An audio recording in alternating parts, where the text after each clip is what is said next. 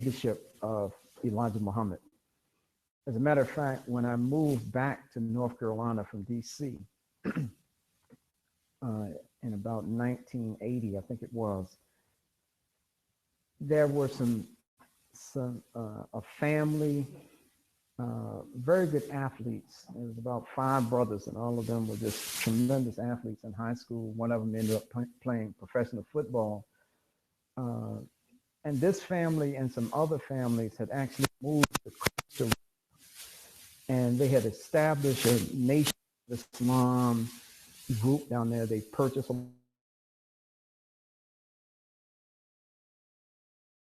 return to the United States. Elijah Muhammad had already died.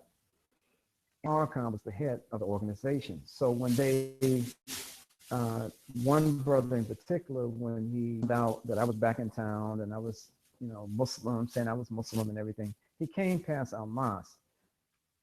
And really, even though I had been Muslim during the days of Elijah Muhammad, it was almost willing to listen that he was, white, because the rhetoric had changed so dramatically from days to Louis Farrakhan days. And so when I mentioned, I said, well, you all have been down there when Elijah died. What do you think about Farrakhan? You have particularly cursed Farrakhan out. And he was saying that they had betrayed the teachings of the nation, and they had strayed from the teachings of Muhammad. And so for years, they were holding the line to the hardcore things about the white man's the devil, the black people are gods, and Yakub, the big head scientist, created, white folks on the island of Patmos 44,000 years ago. Now, I wasn't never in the nation, but I just researched all this stuff, and people told me, created white people on this island through genetic engineering, and he kept bringing together light-skinned African Americans to get to this white race, and that this is a devil race, and these kinds of things. And so, because they hadn't gotten the new teachings and made that transition, they were still holding to, I would say, orthodox Elijah Muhammad teachings.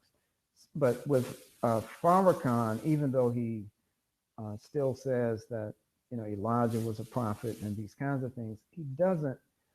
The rhetoric, the other kind of rhetoric is different. It's a different tone to it. It's very different than what it was under Elijah Muhammad.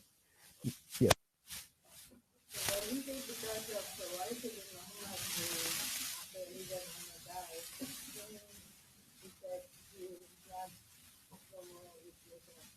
Yeah. Yeah, we're going to get to that. But what actually happened, though, the question wasn't this phenomena with Farrakhan, because when Elijah Muhammad died and his son, Wallace Dean Muhammad, took over, that his teachings were different than what Elijah was saying, and it kind of mellowed these teachings out.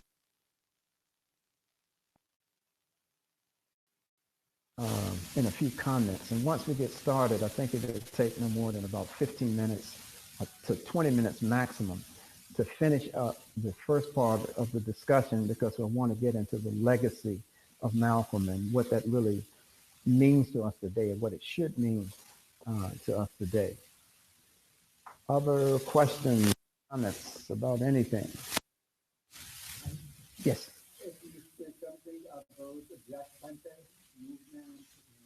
Just a little ahead of me.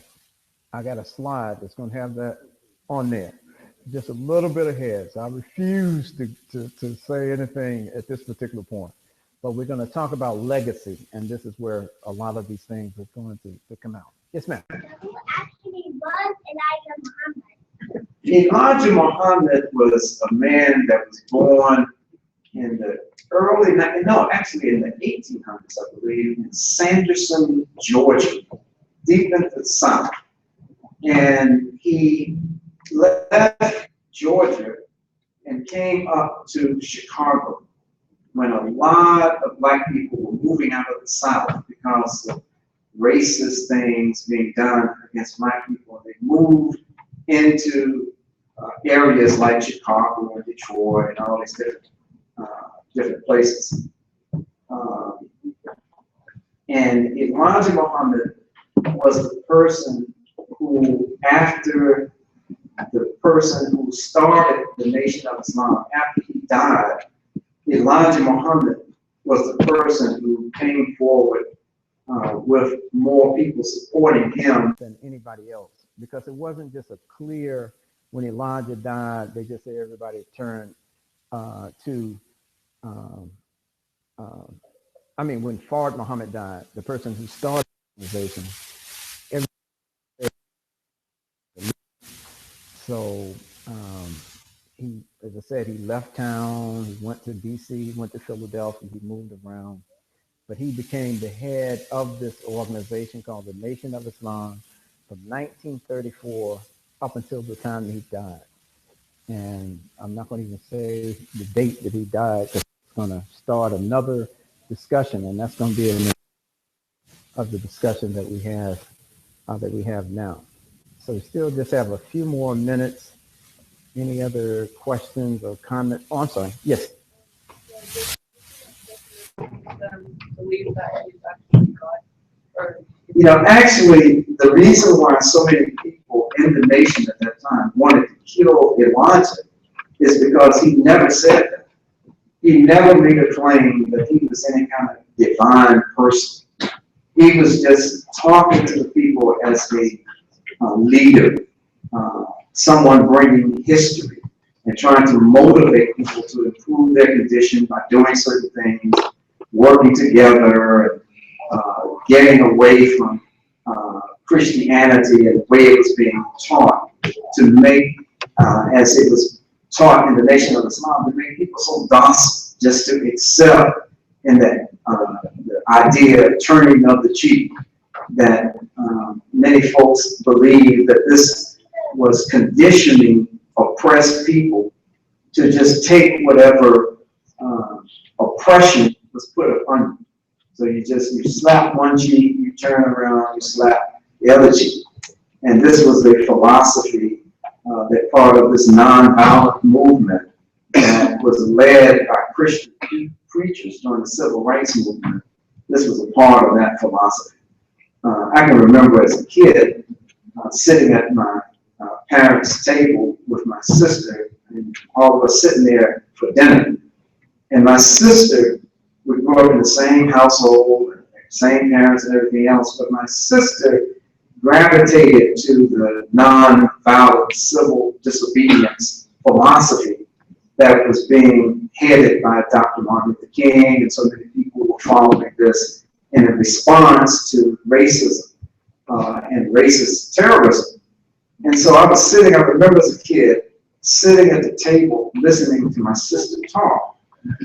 And as she described the training that she was getting through an organization called CORE, Congress of Racial Equality, I can remember my eyes getting big, and I couldn't believe it.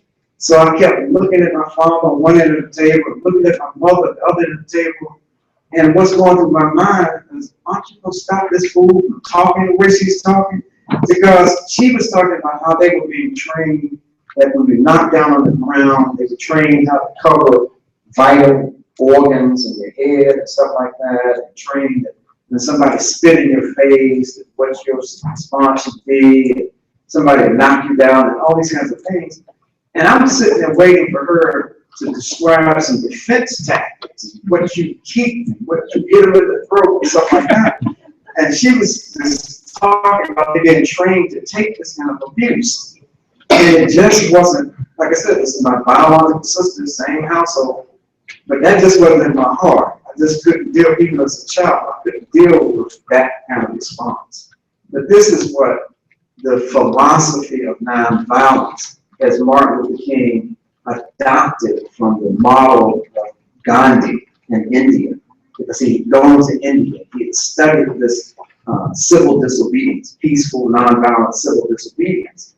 And this is what was being modeled in the country. And Malcolm was on the totally opposite end.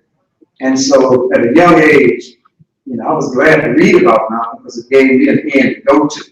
Because if it was just where my sister was at, I couldn't have dealt with that. I mean, that's just, to me, you know, you spit in my face, don't tell me how to wipe it off and step back. Tell me what vital organ to punch or to hit. So, okay, yes. I want to comment on that. I had never thought about that before, but this year I started teaching social studies at 6th, 7th, 8th grade students. Right. And we were studying about that, and when they were at the lunch counter, and they actually had to take training, and other African American individuals were smoking and blowing smoke in their eyes, Right. pulling their hair, Right. pouring liquid on them, food, tossing on them, just to train them on how not to react. I had never. Yeah, okay, they had to go on intensive training with that. My sister, who's 5 years older than me, went through that training. And what she was describing at the dinner table was part of that training, which to me just made absolutely no sense. I just couldn't wrap my head around it. And my sister went through it. My father definitely would not. You know, my mother was not that kind of involved, but you know, it needed to be done by somebody, I would imagine. But some of us, we were just not on that end of the spectrum. We were somewhere else at that particular time. Okay, we got about, yes. I vaguely remember having a conversation with someone, a group that had broken up the Nation of Islam, something called Nation of Yahweh or Daweh or something like this. Have you ever heard of them? Yeah. And if so, who are they? Yeah, I mean, there have been a number of breakaway groups from the body of the Nation of Islam. And one of them is called the 5 Percenters. This is a guy, Clarence. Who used to be a member of the Nation of Islam in New York, broke away, and he took what they call their actual Facts and teachings that they would train nation members on, and concocted and came up with his own thing. And so they became the 5 Percenters. And they said that 85% of the people are just being misled, they just don't know what's going on. 10%, I forgot what the 10% may have a clue, and they're only 5% who actually have the real teachings. And they said that they represented 5%, 5% of the people amongst the African American people, know the truth. This Yahweh group has been called, if I'm thinking about the right one, it's gone by a number of names. Had grown out of Brooklyn, New York, and it was called at that time the Ansarullah community. And these were folks. This was an African American group that, if you were to go into that neighborhood in Brooklyn during this time, that they painted the sidewalks green. At a certain time, they controlled the people, because folks just said, well, it ain't worth to get my head cracked walking through here when they said that these are not hours I can come through. The police sort of left them alone. They dressed in long white robes, and some of them wore turbans and this kind of thing. In a sense, the people who were in it, there's a good book about it called The Ansar Cult. And they were very oppressive in the way that they dictated what the men and the women, husband and wives, and having access to each other. It was a mess. The person who started the organization, Isa Mahdi or something like this, it was Isa, who was the head of the group, claimed that he was the descendant of the Mahdi of the Sudan. And I made Hajj, the first time I made Hajj, I made it with his biological brother. And I never forget, we were in Arafat, we were in the tent, and we were about to break camp to leave Arafat, and I said, let me ask you something. I said, you and Issa have the same mother and father, right? He said, yeah. I said, now he claims that he's the direct descendant of the Mahdi of the Sudan. He said, what do you say? He said, well, you got to ask him. He said, now I have the same mother and father, but I'm not a direct descendant. Nobody else I know, my family's direct descendant. But if you want to know about that, you got to go talk to him. So this was a brother who was practicing the Sunnah, and it made Hajj and all this kind of stuff. So there have been a number of groups that use Islam and turn it into something that's not. And some of them is about this particular guy, Issa, who's the head of this group, is a federal prisoner. And they got him for taking teenage girls across state lines, and, it's something. But he's locked up. Yeah, but I want to ask you a question, and it's pretty much a rhetorical question, but I want for my brothers and sisters what I want for myself. I know how this knowledge can benefit the world, especially the community. Why do I need or care to know about Malcolm X, and why do I have to sit here and hear all of this stuff? What good is it going to do for me today? Because I wasn't in a civil rights struggle. I didn't know nothing about that. I don't care. But why do I need to know what my kids need to know? Right. Okay, we're going to get into that. This whole second part is supposed to be about that. But because I talked too much and didn't finish the first part, I wanted to take at least 15 minutes to sort of quickly go through, because so many questions have come up, and I keep saying, I'm going to deal with it, I'm going to deal with that. So I need to go through some of this first part, like Malcolm's great foundation, his martyrdom, and these kinds of things, the organizations he formed.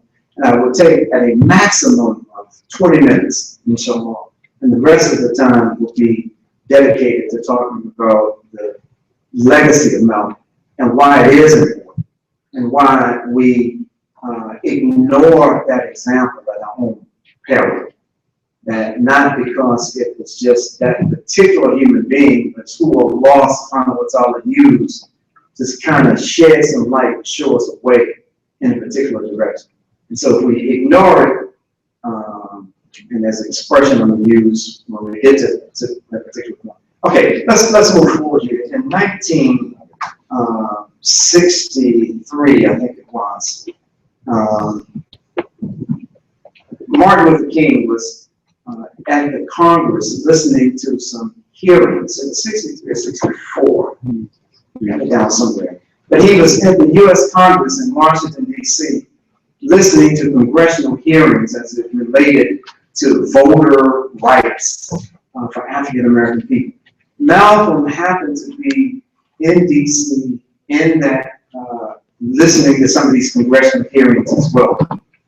And so this picture was taken by a photographer of Malcolm shaking the hand of Martin Luther King. And they're smiling like they're good old buddies, and this kind of thing. But this was at a time when Malcolm was still in the Nation of Islam. He was calling Martin Luther King and others who were part of the conventional civil rights organization. He was calling Uncle Toms. He was, just saying some really bad things that he took back after he left the nation and actually started practicing the Sunnah of the Prophet Muhammad. He took these things back. This is the only time known that Martin Luther King and Malcolm X ever physically came together. If there's any other time, I don't know of any research that has been clear. You hear all these theories and stuff, they met in this place and that place. There, to my understanding, there's no reliable documentation that they ever met. And this was a chance meeting. It was not planned. They just sort of bumped into each other and took advantage of the moment. And this particular picture was done. Now, I'm going to stay on this one just for a second, because this is a picture. The person on the left is Sheikh Dawood Faisal. Sheikh Dawood Faisal, who was also from Grenada. Sheikh Dawood Faisal, and remember I said earlier that I don't know of a single person in this country who has inspired And people say that I became Muslim because of this person, talking about Malcolm. I don't know of anyone who has exceeded in number the people that Malcolm influenced to come to Islam. If there's anybody, it's this brother right here, Sheikh Dawood Faisal. Sheikh Dawood Faisal, as I said, was from the Caribbean. He came to the United States at an early period, like in the late 1920s. And Sheikh Dawood came from a Caribbean country where there was just a microscopic number of Muslims on that island when he left coming to the States. His parents were Muslim, but there were hardly no Muslims around. But Sheikh Dawood came to the United States, went to New York City, and he established an Islamic, what he called Islamic mission and his propagation society. And what he's most known for in the 1950s was known even to today as the State Street Mosque. I think it was established in about 1952. Sheikh Dawood is probably no one who from his hand and from his mouth has given more shahadas in the United States personally than Sheikh Dawood Faisal. Sheikh Dawood is an extraordinary figure, and I just don't have the time to get into a lot about him, but he's an extraordinary figure that plays such a prominent role in helping to invite non-Muslims to Islam, but also being there to train them and guide them and this kind of thing. There are very few African-American Muslims in New York City beyond a certain age today that would not say that I took Shahada at the hands of Sheikh Dawood. So in 1963, and before this time, Sheikh Dawood had petitioned Arab ambassadors. And you had a big consulate for a lot of Muslim majority countries in New York. And he had petitioned them to be able to have observer status at the United Nations. And because of his work and because of his knowledge of Islam, these ambassadors were able to get him observer status at the United Nations, and also to be designated as a spokesperson for American Muslims, not just indigenous born American Muslims, but Muslims who were in America. They were saying that Sheikh Dawood would have the status. So this photo that was taken at the United Nations in 1963 of Malcolm talking with Sheikh Dawood is kind of a, I'll just say this word escapes me that I'm trying to use, but it's kind of symbolic of the Muslims who were practicing Quran and Sunnah, who approached Malcolm and talked to Malcolm before he left the Nation of Islam. So by the time Malcolm leaves the Nation of Islam, there were particularly a particular Sudanese student that Malcolm said that every time I went around New York before I left the nation, giving talks and this kind of thing, he said every time I looked up, this same Sudanese Muslim college student seemed like he was tracking me. He was following me everywhere I was going. And this brother was not coming at him with any hostility, just like Sheikh Dawood. They weren't trying to browbeat him, brother, how could you be such a fool and believe these things? They were trying to explain to him the beauty and this pristine nature of Islam. And so what we have are so many who were practicing Islam before Malcolm left the nation, particularly Muslims in New York. Another example is, remember I talked about, that may have been somewhere else, I'm sorry. But maybe it was yesterday. This is not the first time. Oh, maybe it was yesterday. I mentioned that when Malcolm was martyred, that the Muslim community around him, and particularly in New York, would not come forward to even wash and wrap his body and this kind of thing. And this 32-year-old guy by the name of Hisham Jabber, that alhamdulillah, Allah allowed me to become very, very dear friends with Sheikh Hisham.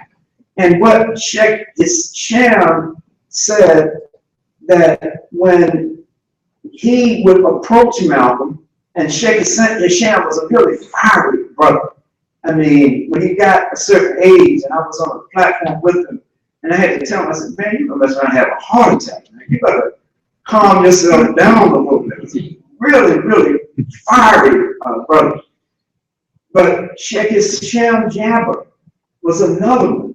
As a young man who would approach Malcolm, and every time he would see Malcolm, he would have to talk to him about Islam and this kind of thing.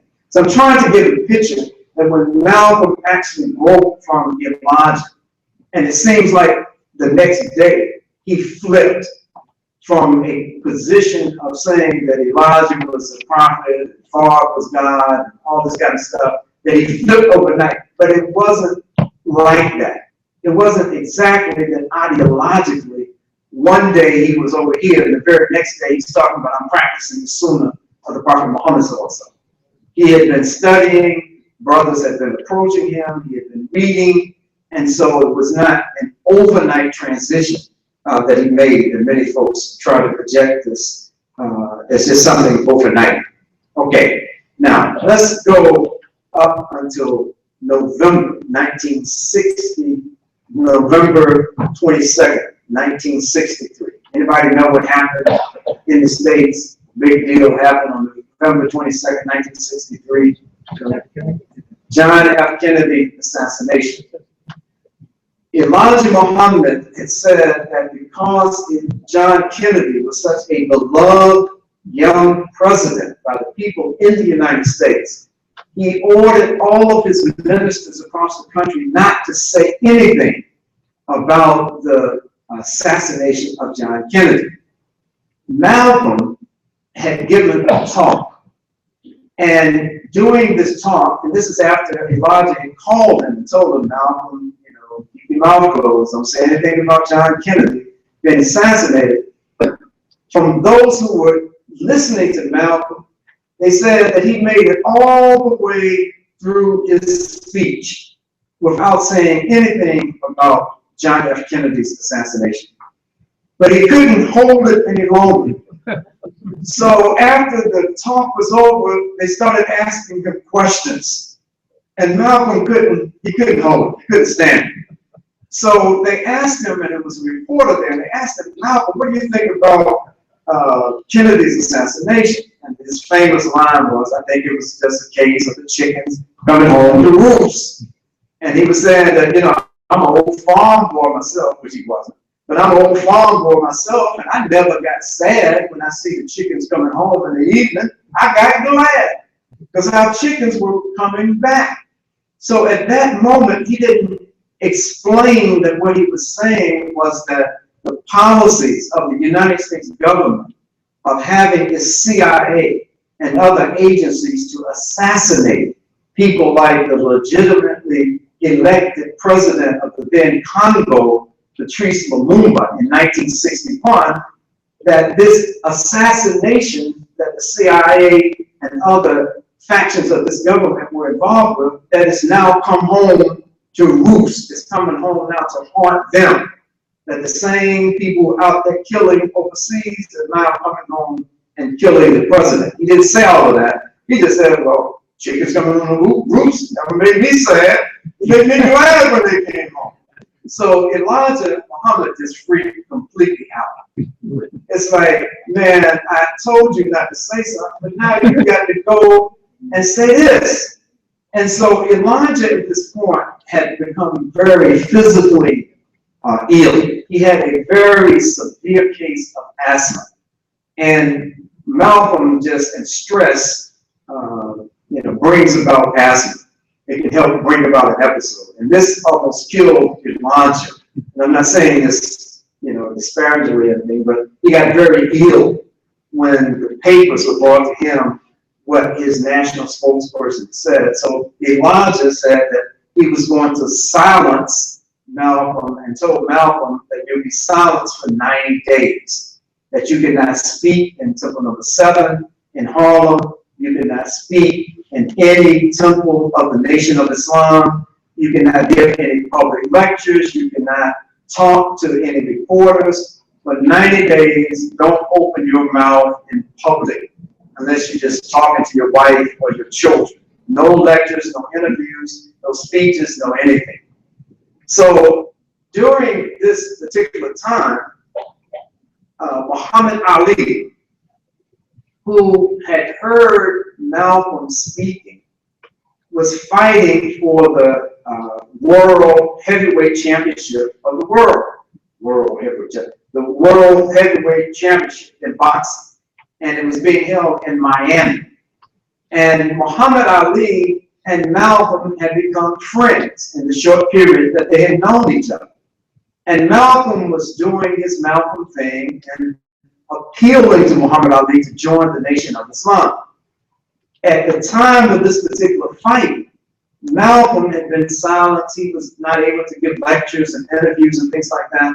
Muhammad Ali said, look, I'll pay for you to bring your family. You come down, your family come down, stay in my camp. We'll put you up, you and your family up, and the night of the fight, you'll be able to be here, for the fight. And so this is what Malcolm did. Went down with his family. He was in Miami. He was sitting very close to right there at ringside. It wasn't the front row, but he was very close to the front throughout this fight. Malcolm had been introduced as his spiritual advisor. And so reporters kept asking Muhammad Ali, at that time Cassius Clay, well, what's Malcolm doing around here? Who is this dude? You in the Nation or something? What's up? And Malcolm would not say anything. And at that time, Cassius Clay would not say what the relationship was, other than he's my spiritual advisor. So of course, Cassius Clay at that juncture defied all of the odds and the betters and everything else, and thoroughly beat up this big bull of a dude, Sonny Liston. After this, he had secured the heavyweight belt. In later interviews, Cassius Clay declared that, don't call me that anymore. Call me Muhammad Ali, because Elijah Muhammad had given him this, what they would call a holy name. It wasn't the X, but he gave him what he said was a holy name.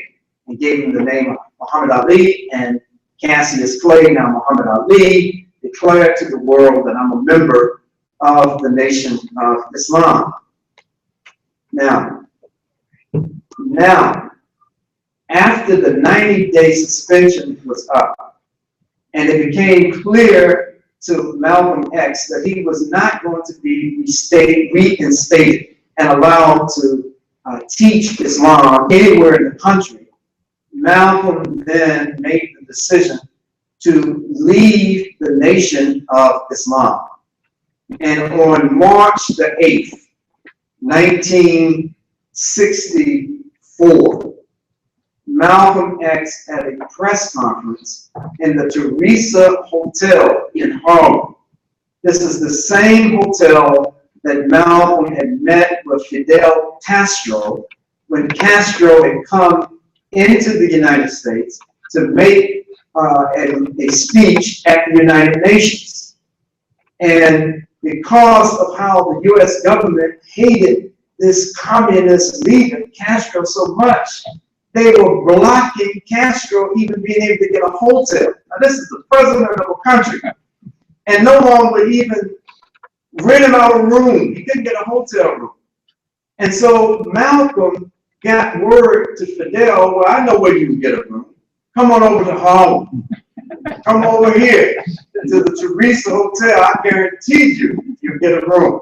And so Malcolm met with Castro, and they developed this relationship. And he, I'm sure, was grateful that he's gonna have to sleep in some hobo hotel or something like that. No one would rent a room except for over in Harlem.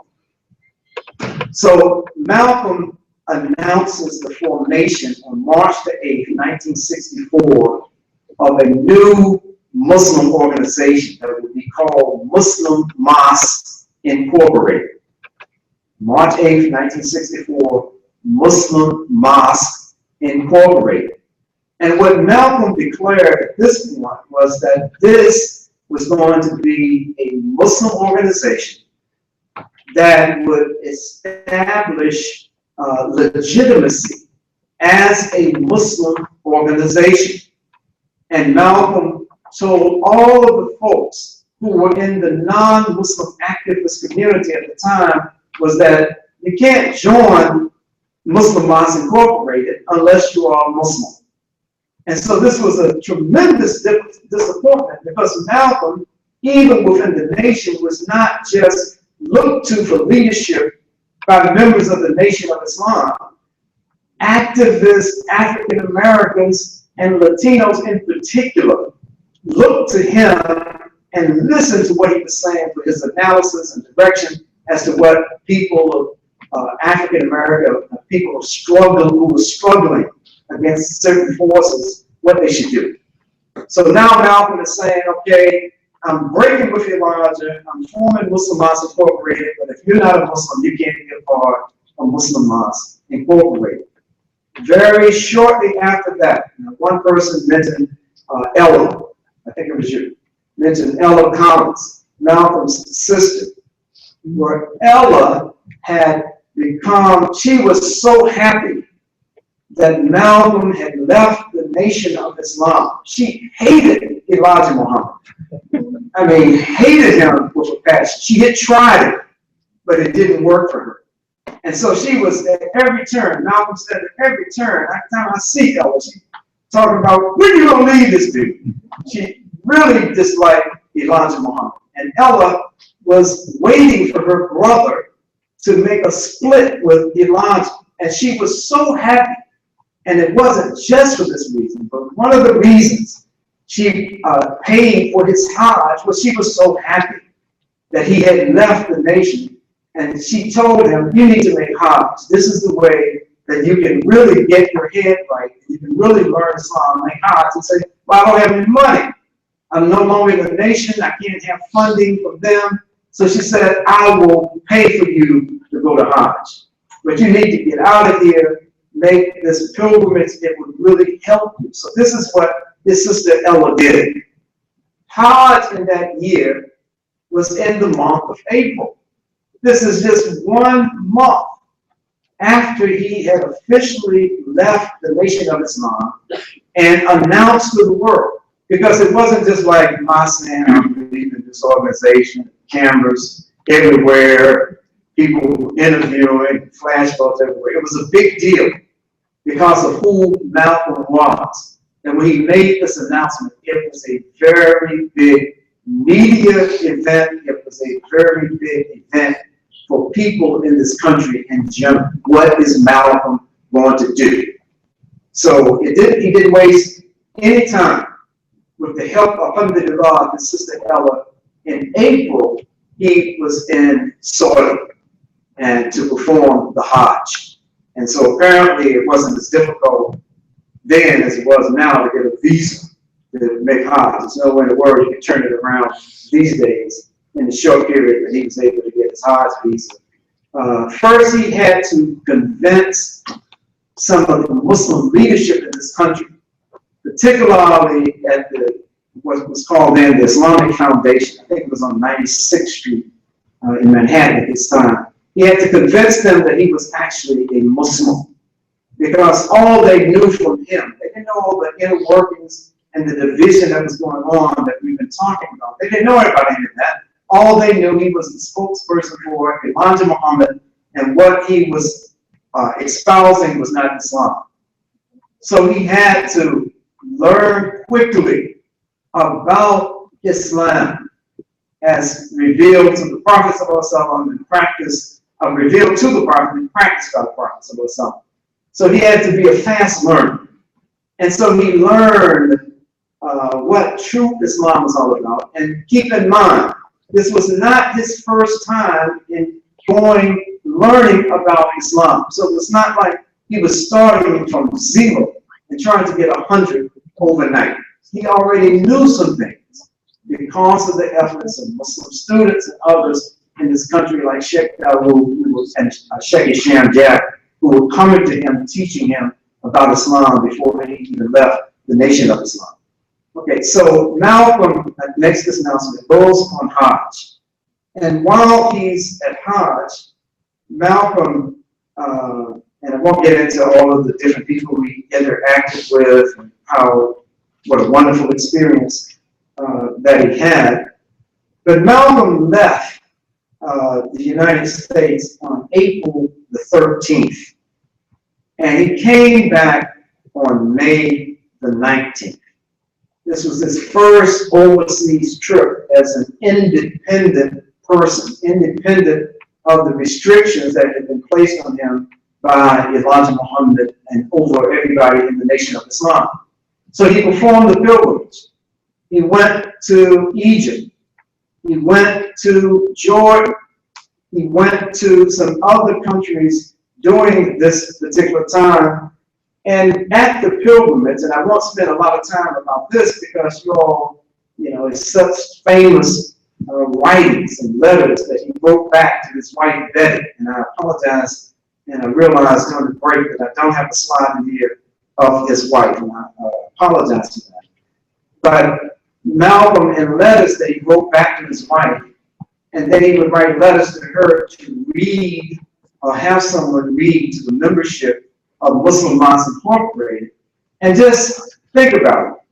Malcolm was going through a rapid transformation, rapid, much faster than his family members possibly could, the people in the organization, many of them, most of them who had left the Nation of Islam with him, that almost for them, in the blink of an eye, he's talking about something totally different than what they were teaching and practicing before he left for the Hajj. So he's sending back these letters, talking about how he's seeing Islam as this way of life, and talking about how I sat on the same rugs and I've eaten out of the same bowl with people who would be considered as white in the United States, but they don't act like white people. They don't bring this attitude of superiority, of your inferiority in their interaction, and they're Muslims. So this was something that sort of blew his mind.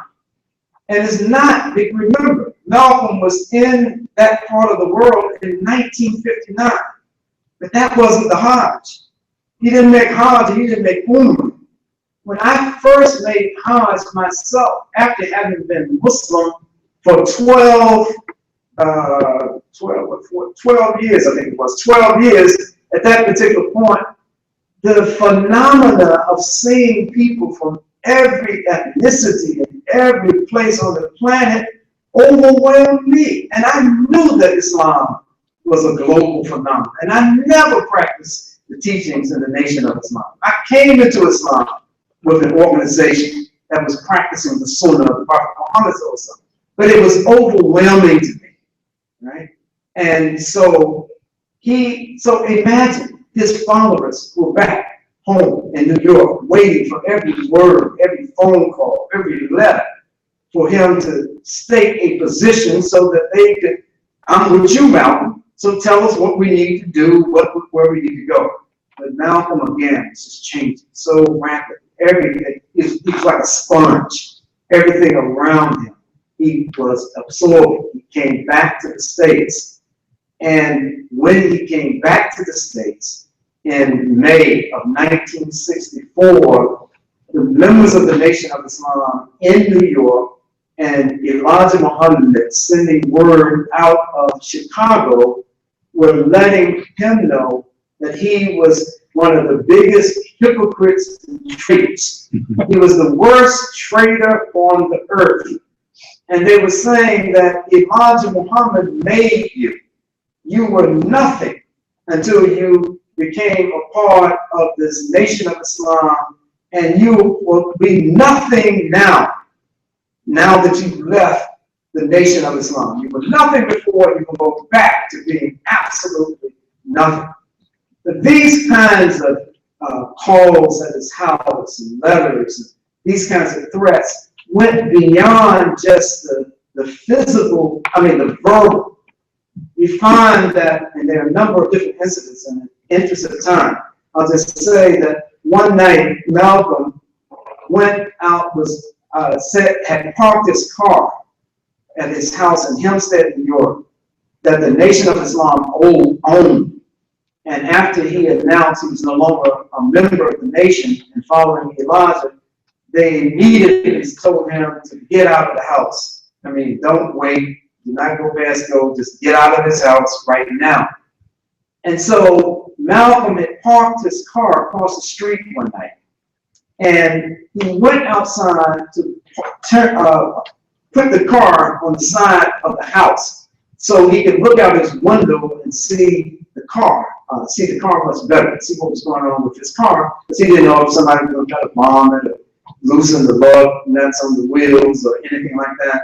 So when he went outside, Malcolm was physically attacked by 4 men that Malcolm says that he knew who they were members of the Nation of Islam. So Malcolm was able to get away from them, get in his car at a certain point, and drive away from the house because he said that he didn't want them harming his family. So let me just leave them off in New York somewhere. Let them chase me down, whatever they want to do, and this kind of thing. At another point, Malcolm was out here in LA, and he was riding on one of these, probably traffic-filled freeways like y'all have in the LA area where you creep at 2 miles an hour, all this other kind of stuff. But he was on one of these freeways in Los Angeles, and he said that a car chased him for miles and miles down an LA freeway, and when they got behind him, were literally shooting. Somebody shooting a gun at him in his car on the freeway, and they were chasing him. And other times, there were other events that we know that the week before Malcolm was martyred on the Audubon Ballroom at the Teresa Hotel, that his house was firebombed.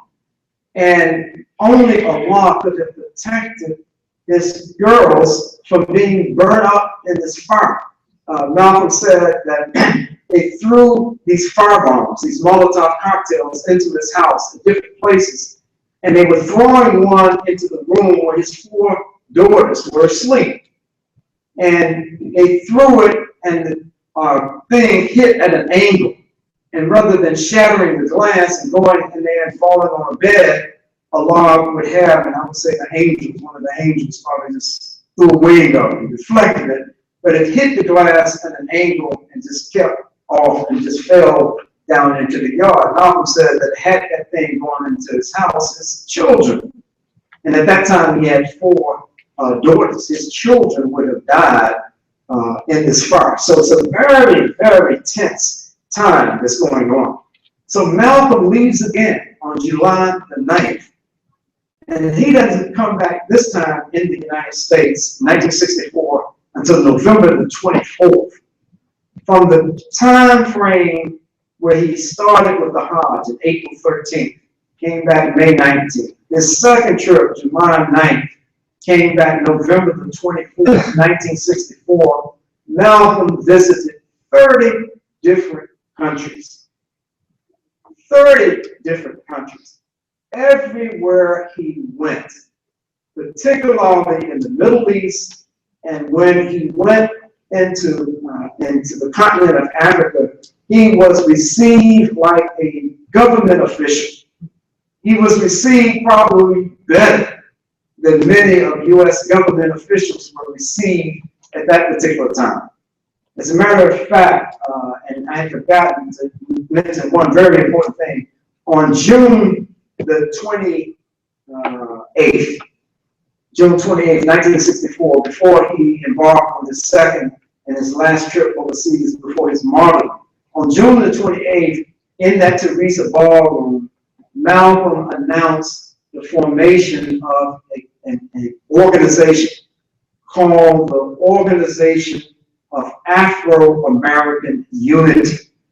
And this group was named after the group Organization of African Unity that had been formed within the last couple of years that was to try to come together to bring together the nations of Africa as a united front for their economic, political, military, and social needs to benefit the African nations through this organization. So Malcolm formed this organization, and he was very clear that this is an organization that's open for everybody.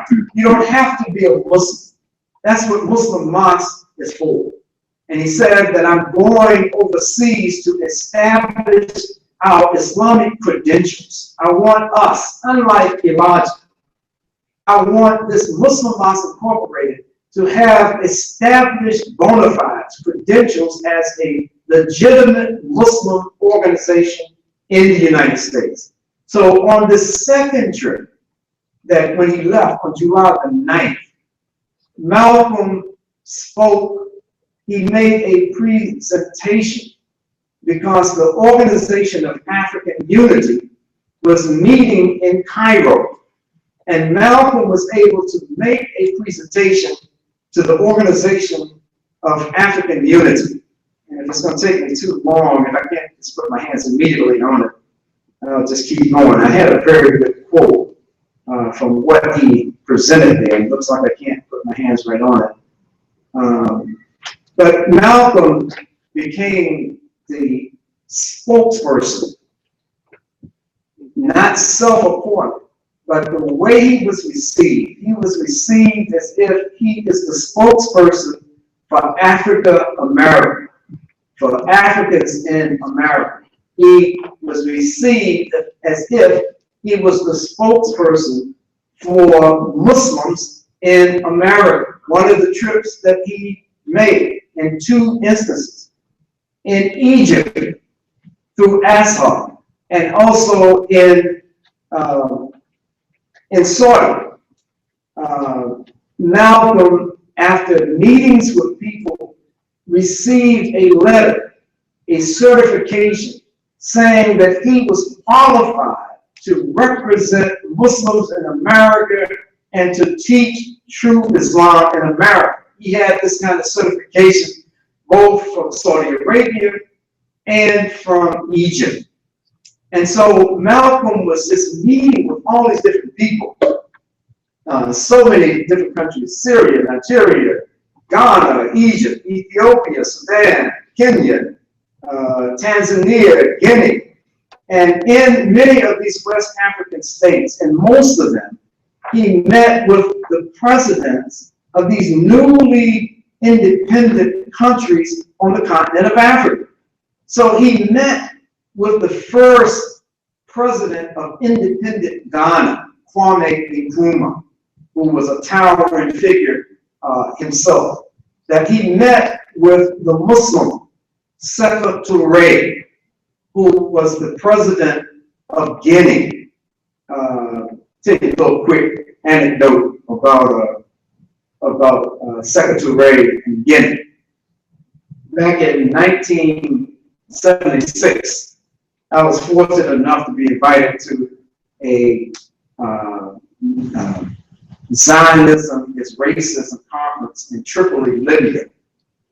And while I was there, I don't know if any of you all know him, because he's somebody else who's really been written out of the script of the African American liberation struggle in this country.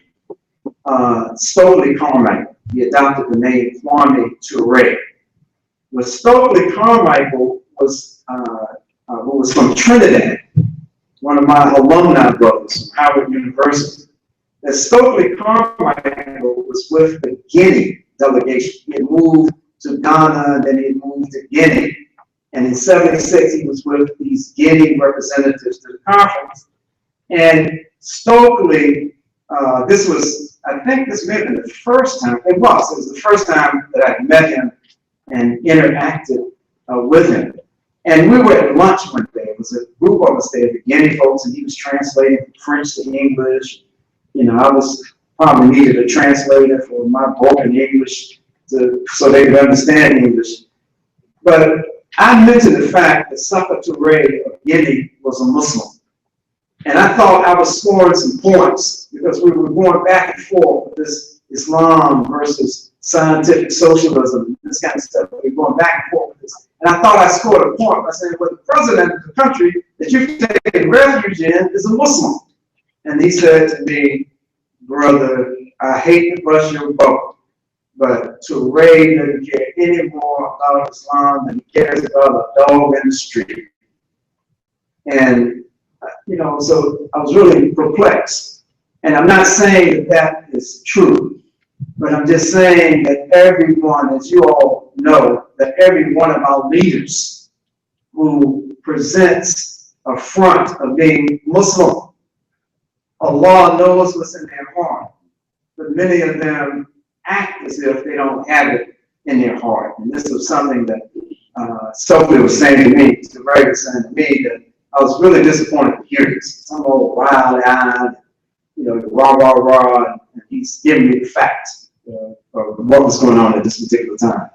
So one of the stops that, and I'll come back to this one of the stops that, this is just a picture of Malcolm in front of the pyramids, a number of pictures of Malcolm in front of the pyramids. The gentleman on the rug, I can't remember his name, I'm sorry, he was the future rector, the rector of Aswan University, the oldest continuous Islamic university in the world. Where he was, Malcolm was getting these kinds of audiences with top religious leaders, top political leaders in the Muslim world and African continent. One of the stops was in the country of Ghana. And when Malcolm was in Ghana, he met with, on both of his trips, a very large African-American expatriate group there in Ghana. And on the second trip, and Ghana at that time, so many African-American activists and intellectuals were moving to Ghana because of this president, Kwame Touré. He was a very brilliant guy, theoretician, had some good vision for the future of the African continent, a united Africa, and these kinds of things. So a number of people like Maya Angelou was living in Ghana at that time. People like the wife of Dr. W.E.B. Du Bois, Shirley Graham Du Bois, was in Ghana at this time.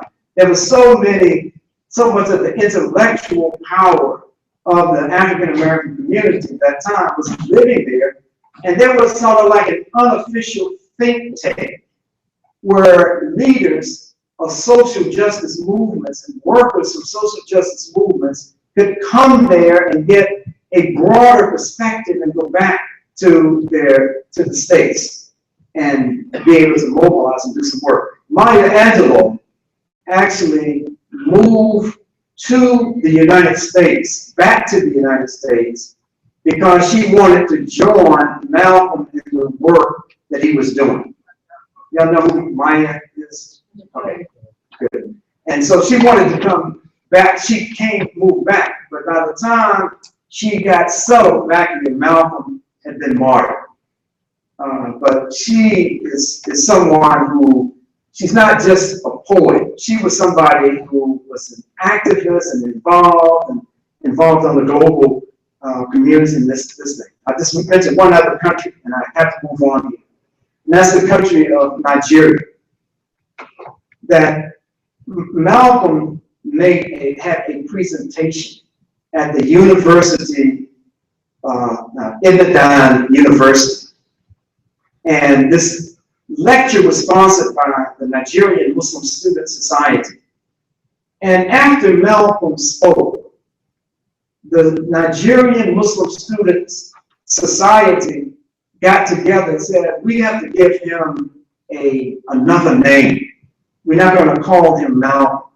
And they designated this name for him as Omo Wale. Omo Wale. Omo Wale means the son who has come home. And so Malcolm was being embraced by these Muslim students in Nigeria. Wherever you look at on the globe, people were just getting fired up by him, no matter where he went. And crowds were just busting at the seams to hear him speak. he had gone to Oxford and had the debate about violence and versus nonviolence. He had been at Harvard, and he had debates at Harvard and given lectures at Harvard. He was someone that, as I said earlier, he could speak with the most common, simplest person, and he could also speak with the PhDs. He could debate and speak with them as well. So he had a very rich experience when he was there. Now, in the interest of time, I'm going to cut all the way down to it. So, as I said, February the 14th, 1965, Malcolm had just come back from a trip to London, and he had spoken to a Muslim association in London. He was supposed to have gone to Paris, but the Parisians government, the French government, would not let him get off the plane. They wouldn't let him get off the plane. When Malcolm was in Egypt, on his second overseas trip in Egypt, in the Cairo Hilton Hotel, in the restaurant, Malcolm was poisoned. I think it was August of 1964, he was poisoned in the Cairo Hilton Hotel. He was rushed to the hospital and they had to pump his stomach. Or they said he would have died. They got in there just in time. They pumped all this poison out of his stomach. And so he leaves there, he goes to London, and then he later goes to London, and then he's supposed to speak in Paris, and the French government won't let him off the plane. Said, no, you can't even get off the plane. You're going back. When this plane turns around, you're going to be on it, and you're going back to the United States. Malcolm later said that because of these events, he said, I'm going to stop saying that it was just the Nation of Islam and Elijah Muhammad who were trying to kill me. That is bigger than that. He said, because there's no member of the Nation of Islam that's in that kitchen, in that restaurant, in the Cairo Hilton Hotel. That was nobody in the nation trying to poison me in that hotel. He said, there's no member of the Nation of Islam in the government of France that can issue an order saying that you cannot get off the plane. And it's speculated that the reason they wouldn't let him off the plane was that the French government knew that he was about to be martyred. He was going to be assassinated. And they didn't want, because of the progressive image that France had at that time in the third world and for developing countries, they didn't want Malcolm being killed on their soil. So they said, no, you're not getting off the plane.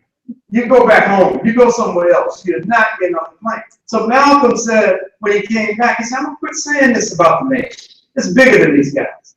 It's much bigger than them. They don't have the reach to do. They can run up on me and shoot me and kill me. They can do that, but they can't do these other things that are happening around them. So what we find is that Malcolm ends up having his regular speech at the Teresa Hotel. He had made the Teresa Hotel his headquarters for Muslim Mosques Incorporated at that time and the Organization of Afro-American Unity. They had a big ballroom there. And so on February the 21st of 1965, Malcolm was scheduled to give a speech there. And I can't remember the name of some of the people who were supposed to be on the program, but all of the people who were supposed to be on the program canceled out. The speakers, Christian ministers and activists and others, that I don't know if they got the word or what, but they just canceled out. They didn't show up. And so when Malcolm came to deliver this message, he was the only speaker for that day. This was not the plan. This was not supposed to happen. Also, the New York City police, who in every one of his events, particularly in that Audubon ballroom were present everywhere. They would be standing all outside. They would come in and out on the inside of the ballroom. It was not a New York City policeman to be seen on the afternoon of February the 21st, 1965, not to be seen anywhere. And so as Malcolm took the stage, a person in the back of the room threw a smoke bomb down and said, hollered out, "Get your hands out of my pocket." And so the bodyguards, the security that Malcolm had, and he had instructed them not to bring weapons, because the training in the Nation of Islam was that if you're protecting the leader, you do whatever you got to do and you have whatever you need to have. But Malcolm said that he didn't want to continue a practice of black men hurting and killing other black men, so don't bring any weapons on this particular day. He comes out on stage. This guy just says, "Assalamu alaikum." His wife, Betty, is sitting off to the side with his 4 daughters. Betty was pregnant at the time with 2 twins, well, not 2 twins, but twins, Malika and Malik. And so when Malcolm said, "Assalamu alaikum," a guy jumped up from maybe first or second row, ran up and shot him in the heart. This was the kill shot. The autopsy revealed that he was dead before he hit the floor, that the shotgun blast did whatever it did, but he was dead. And that after this, 2 people jumped up from the audience and started running at Malcolm and shooting his body that was laying on the stage. In the movies that have been made about Malcolm, it shows that there were 3 people who were involved with the killing of Malcolm. And this narrative went so far as to actually have 3 people arrested and sentenced to 25 years to life for the murder of Malcolm. One of them, a man by the name of Talmadge Hayer, that before, as the trial got underway, there were 3 people, Norman 3X Butler, and Thomas Johnson. I think Johnson's first name is Thomas. But this guy, John, it's Thomas 15X Johnson and Norman 3X Butler and Talmadge Hayer were charged with the murder of Malcolm. They went in court, sentenced to 25 years to life. About the middle of the trial, Talmadge Hayer says that I was involved. But these other dudes, Thomas Johnson and Norman Butler, had nothing to do with it. And the interesting thing was that Thomas Johnson and Norman Butler were strong-arm people for the Nation of Islam. Everybody knew them by sight because they were so much, almost strong. I'll just leave it at that. They knew them. Malcolm's bodyguards knew them. They were on the alert for people like them that they thought that were trying to take the life of Malcolm. And so here we come. And so now Malcolm is laying on the floor. The trial goes on. And I forgot to mention this point, that there is a classic picture of this guy over Malcolm giving him mouth-to-mouth resuscitation as Malcolm is laying on the stage. As time goes on, it's revealed that this is a policeman from the special division of the New York City Police Department called BOSS, B-O-S-S. And this is a special unit of the New York City Police Department. And he's standing over old Malcolm, giving him life-to-life, mouth-to-mouth resuscitation. He was one of Malcolm's bodyguards, and he was the popo. He was the police, right? He had one of the people who had infiltrated Malcolm's inner circle to the point that he was a primary bodyguard, standing up over Malcolm, giving him mouth-to-mouth resuscitation. And he's part of this bigger conspiracy to kill Malcolm X. So now we got somebody in the Capitol Hilton Hotel kitchen. You got the French government saying that no, you can't get off the plane. You have the New York City police have no presence whatsoever until after the assassination. You have this special agent with this special division of New York City Police, this boss division, who was Malcolm's, one of his primary bodyguards, blowing into his mouth like he's trying to resuscitate him. You had the FBI who knew because of wiretaps. They knew because of following people around. They knew that this was the day that Malcolm was about to be murdered. And those who were with Malcolm backstage on that day, particularly a brother, a close associate of his by the name of Earl Grant. And I have a slide here in a second. Earl Grant said that Malcolm said behind the stage before he walked out on the stage, it's a time for march. It's a time for march. And he tried to convince Malcolm, don't even go out there. If you feel like that, don't even go out there. And people who were in the ballroom said that when this guy ran up with the shotgun, that Malcolm just looked at him and smiled.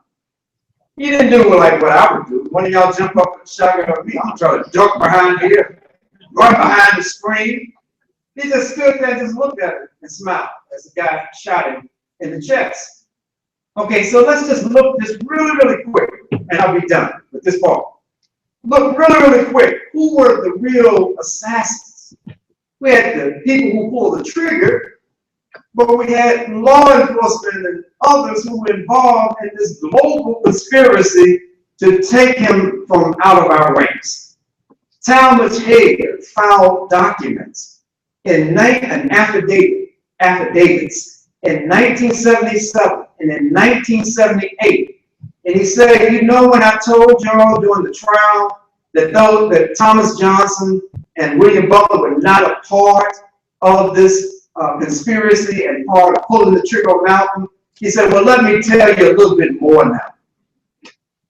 And what he told them was amazing, because Betty pulled out of Malcolm's coat something with the name, with 5 names on a piece of paper, and had blood on it now. And she took it out of his coat pocket, and it had the same 5 names that Talmadge Hager said that these are the people who are going to kill me, that they have been assigned to kill me. Let me run through it real quick for you. The guy, the shotgun killer, name was Wilbur McKinley, a guy involved in a lot of criminality in the state of New Jersey. A real criminal kind of dude. He was the shotgun killer. He's living in broad daylight now. A good friend of mine in D.C., who's a journalist by the name of Abdurrahman Muhammad, smoked him out. By years of research, he finally matched up a picture of this guy, Wilbur McKinney, with this person running around in Newark by the name of Mustafa, I think, Shabazz. Mustafa Shabazz is married to one of the most prominent African-American community activists in the city of Newark, to the point that this shotgun killer of Malcolm was in a commercial, an advertisement, a political ad for Cory Booker, when Cory Booker, the African-American, was running for mayor of Newark, New Jersey, and he won. But my friend Abdurrahman got this information, and he started spinning it out everywhere. So they just quickly snatched the ad. But still, with all of this trying to say, look, there's no statute of limitations on murder. Okay, how many years ago Malcolm was murdered? There's no statute of limitations. You can go 100 years, and if the person's still alive, you can go back and convict him. So William was the shotgun killer. I'm sorry, I'm mixing two people. William Bradley. Sorry, take that back. William Bradley was the shotgun killer. Wilbur McKinley was the guy in the back of the auditorium that threw the smoke bomb down, saying, "Get your hands out of my pocket," and created this distraction. Leon Davis, also known as Leon Amir, ran with Thomas Hare to the front of the stage and emptied their guns, I think it was 38s, into Malcolm as he lay on the floor. Thomas Hare also said that Benjamin Thomas, a person by the name of Benjamin Thomas, and he didn't describe what his role was, but he said he was involved in this conspiracy. He helped plan all of this stuff. And so we have these 5 people who were the actual killers of El-Haj Malik El-Shabazz, Malcolm X. These are the ones who actually pulled the trigger, but I want you to take away from here the understanding that there was a much larger conspiracy to kill Malcolm that went beyond the people who pulled the trigger. It was almost a coordinated effort in order to bring about this very devastating result. Questions? We're going to get ready to start on another part. Yes? You said he wasn't allowed to land in Paris. He wasn't allowed to get off the plane. Why did he want to go there? What was his purpose? He was supposed to speak to a group of American expats, people who were from the States who at that time were living in Paris. And they had invited him over there to speak. So he had a very clear reason for going, but they didn't want him to get off the plane and end up getting killed in Paris. And he was heading from US to Paris, or he was heading from somewhere He was coming from London. He was coming from London going to Paris, and then he was going to turn around and come back. Yes? You mentioned the 5 names, Uh-huh. and you were mentioning the person who was blowing into his mouth. He was not one of them. Gene Roberts. He was one of the 5 No, he was not one of the 5. because, well, this is speculation what I'm saying. Right. If you're really intending to kill somebody, you're not going to give him special mouth-to-mouth. That's very, very observant. And this is what folks who know about that said, that if he wasn't dead, he was going to die from that blowing into his mouth. But this was a way to guarantee he would die. Also, To blow into his mouth was the guarantee to make him die. Make him die. yeah. Also, Because of the injuries that he had sustained, his lungs and this kind of Do you think that this person knew about that in that moment, so he knew, okay, I'm going to blow into his mouth? This man was a person who was helping and was part of a conspiracy to kill the man on the floor. And the guy, the shotgun, William Brown, the shotgun killer, was selected. And this is what people have said afterwards, it's documented. He was selected because his specialty was pump shotguns. And so they came in there with this plan of who was going to do what. It was very well orchestrated. And Bradley, the shotgun killer, was to shoot Malcolm in the heart. And he was the most proficient with this pump shotgun of anybody that they knew. And all these guys came out of Temple number 25 in Newark, New Jersey, which was one of the primary temples on the East Coast that when Elijah wanted to do harm to somebody, they would send them, that who wasn't on the East Coast, they would send them out Temple number 25. Let me just share another little quick thing, because I mentioned to somebody that would bring this up. Where was Louis Farrakhan when all of this was going on? Right? Where was Louis Farrakhan when all of this was going on? It is documented. It's not just my myths and my speculation. It was documented on the morning that February the 21st, that Malcolm was martyred.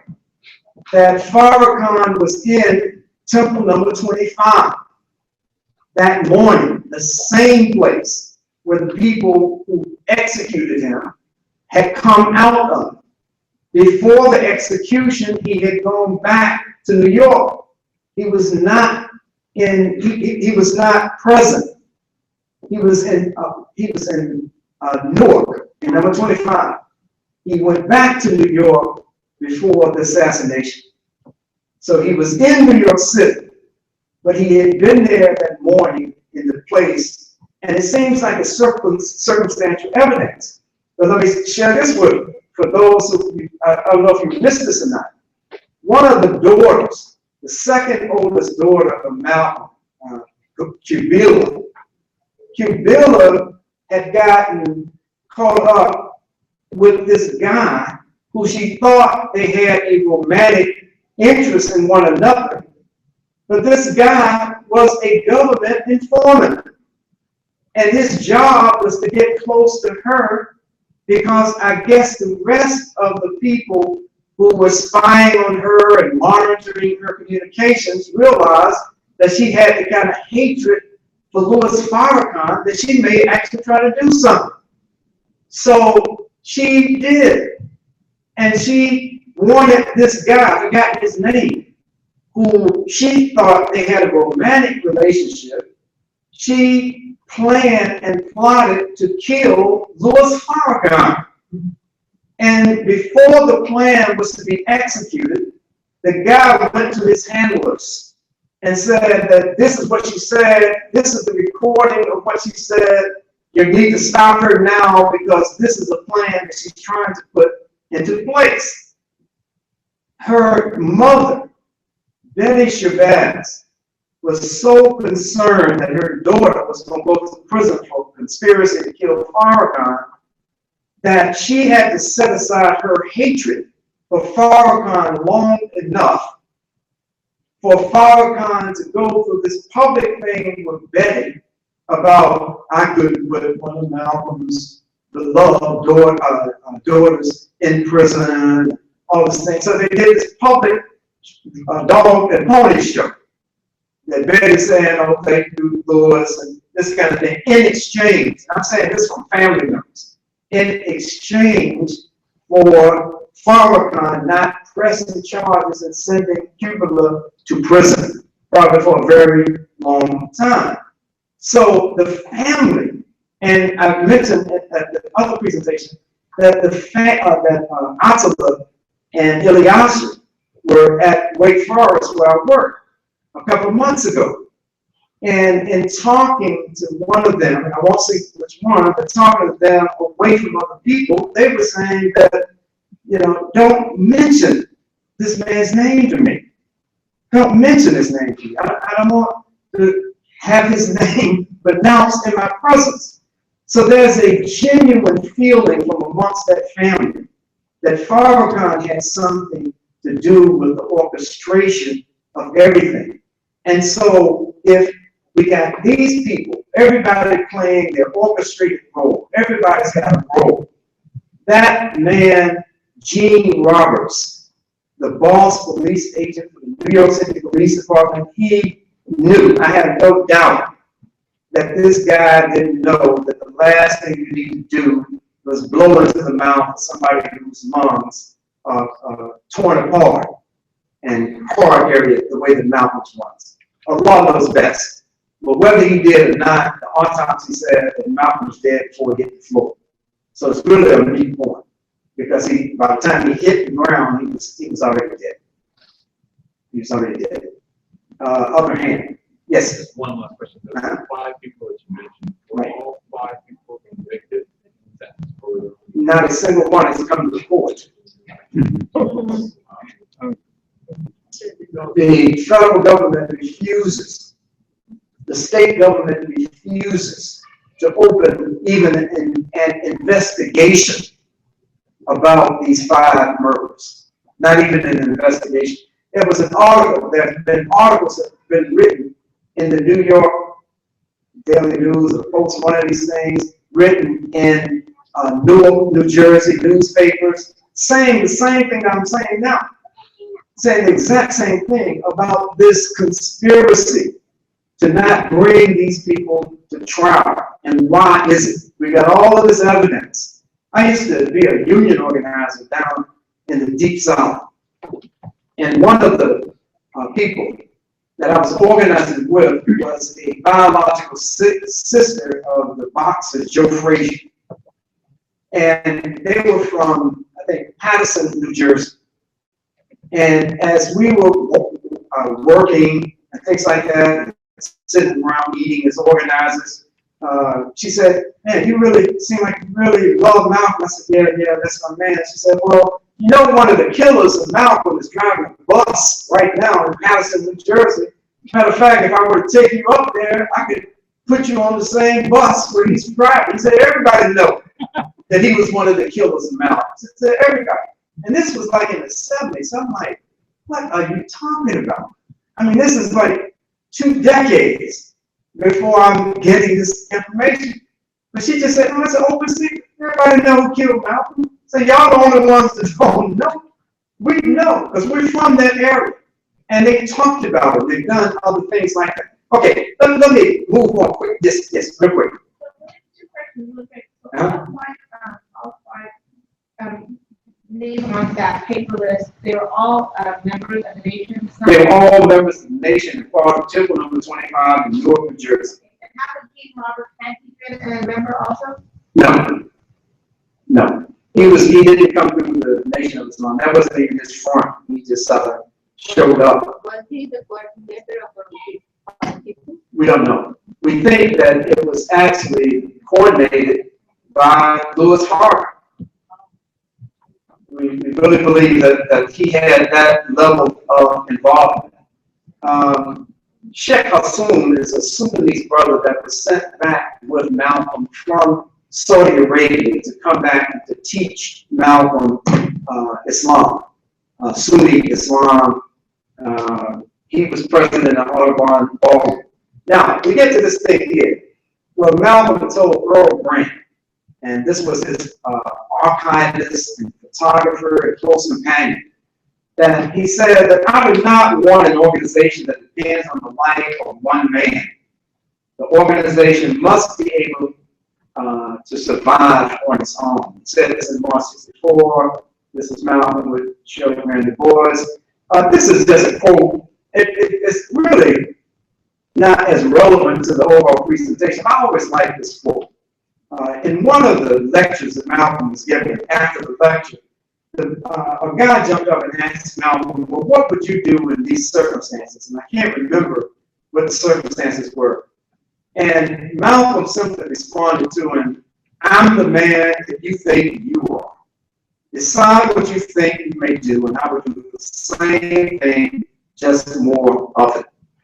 I love that quote. And this is Malcolm getting off the plane in London in '65, right after he was, right before he was denied.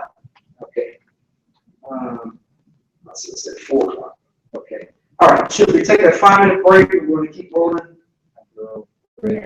Take a break? Okay. Let's take a break. Let's keep it seriously at 5 minutes. I'm going to start back because really, to me, the most important part is what we're going to discuss now, life and legacy.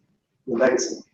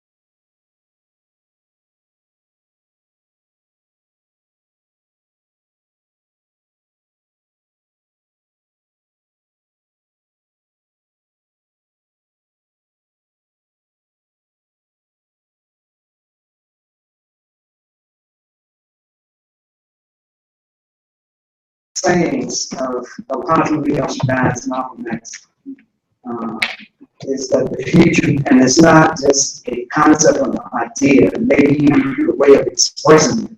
It's not necessarily an original idea, it's something that he was known to say, that is, that the future belongs to those who prepare for it today. It's a very insightful comment. Now, we're getting into the legacy part here, reclaiming the legacy. Positively Shabazz, Malcolm X, and on the occasion of the announcement of the formation of the organization of Muslim Mosque Incorporated, this is what Malcolm had to say. I do not pretend to be a divine man, but I do believe in divine guidance, divine power, and in the fulfillment of divine prophecy. I am not educated, nor am I an expert in any particular field, but I am sincere, and my sincerity is my credential. We had mentioned this last night, that Malcolm was very quick to point out to people that I'm not an educated person in terms of formal education, receiving different degrees, and this kind of thing.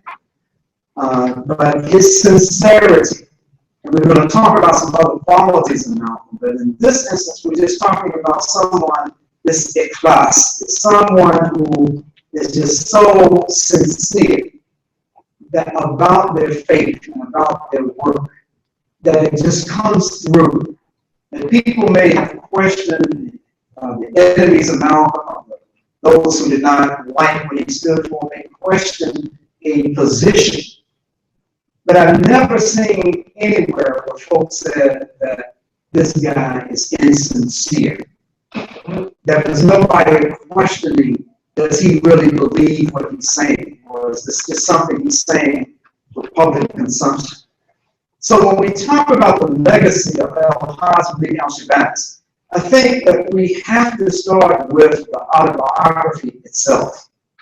This autobiography of Malcolm X is told to Alex Haley. It's one of the most read autobiographies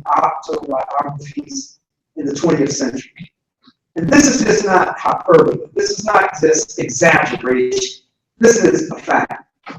In universities and colleges and in high school, and sometimes even in middle school, basically starting in high school, that this autobiography has become required reading in many school districts and many universities. It's required reading for certain courses because it is so transcendent that we're taking a person that lets us into the inner workings of his mind and his heart and how he envisions the earth. And it's something that just unfolds like a novel.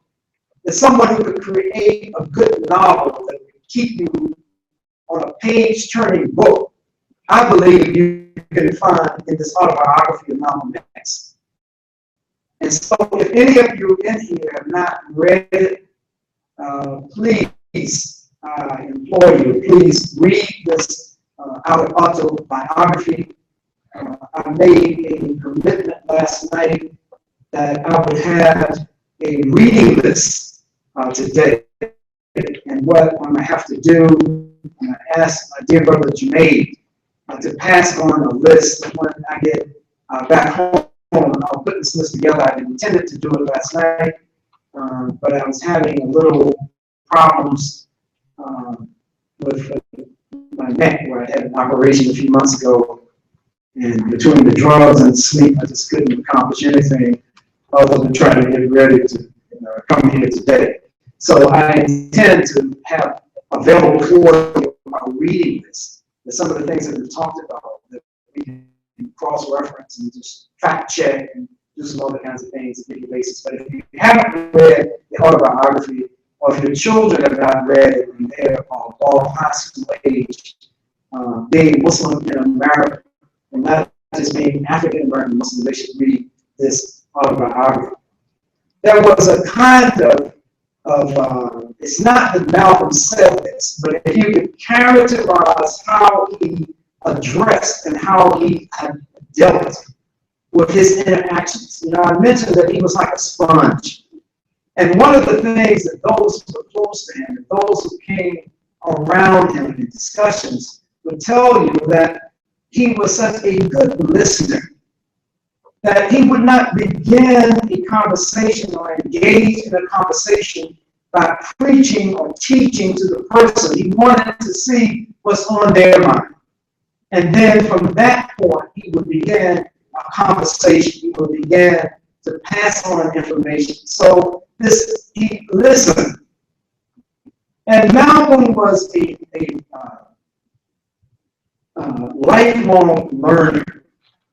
He was a lifelong learner. He had said before he was martyred that really what he would like to do would be able to just read everything that his curiosity pulled him to. He wished that his life was such that he could just sit down and just read and read and read. He said, I could never get tired of it, because he was a very curious nature. So he learned from those encounters, whether it's out of a book, whether it's out of circumstance. And then finally, but let me just go back. One of the biggest desires that I had, if Allah subhanahu wa ta'ala allows me to get the Jannah, the only thing that I would want to do for this eternity is to read. I just like to read, and you know, that's I would be satisfied if I could just, for eternity, much of that time, just sit around and just read. That's paradise to me. It's almost like Malcolm was saying, it would have been paradise for him on earth. That would be paradise for me. I wish that I didn't do some of the things that I do, because I don't have as much time to just do the kind of reading that I would like to do. And then after he listened and he learned, then he reassessed. This is a quality that is very strong and is very prominent when we look at the life of Hajj al-Shaban. That he was not one that would stick to a position when new information came to him, and he realized that what the position that he held before was not the best position. And this even, you can find it even in his overseas trips. Like on the first trip, he came back talking certain things about the African continent. And then on the second trip, after he had a wider exposure for a longer period of time, he came back and said that I have to modify some of the things that I said. And it was all based on new information that he was becoming exposed to. So he was never so fixed in a position that he would say that it would make me look weak. It would make me look like I don't have a firm position if I change my position. When he believed that it was a necessity, that it was time to change, he definitely changed. Now, when we look at this legacy, one of the, particularly for Muslims in this country, one of the outstanding issues about Malcolm's life particularly that 11 months of his life where he was practicing the Sunnah of the Prophet Muhammad, was how he confronted the question of the role of women in society and the social change movement. And Malcolm, in observing women in the Middle East, in observing women in the African countries that he visited, made the comment that a nation is never going to rise above the condition of its women. And he said that he could tell the condition of a nation based on the condition and the role of the women in the society. That if you have uneducated women, you're going to have an uneducated and backwards nation. Because these mothers are the first teachers to their children. And if you want your child to grow up an unwise and unexposed person, then keep your wives ignorant, not stupid. Big difference. Keep them ignorant of those that information that they need to know. So Malcolm, after leaving the Nation of Islam, which was an extremely mid-hierarchical system, that it was a system that women were truly, there were women playing certain roles, but their role was only with other women. There were few, if ever, opportunities for the women to provide leadership in areas that they may have been better qualified than some of the men to provide. And this was something that was consistent at that particular time when we're talking about the 1950s and the 1960s. In the civil rights movement, we find that women, even though they were such an essential part of the civil rights movement, that because of this male chauvinism of the Christian pastors in particular, that women were playing a more subservient role in the organization. So this is why, if you read about people like Ella Baker was an individual who had been working with Dr. Martin Luther King. And she was fed up, and she had a lot of confrontations about the way that the civil rights movement, and particularly under Dr. King, treated women and didn't allow women to play certain kinds of meaningful roles. And so she approached young students, and with these students, she encouraged and guided them to form an organization called SNCC, Student Nonviolent Coordinating Committee, and not come up under the direct authority of the Southern Christian Leadership Association, Council of Dr. Martin Luther King.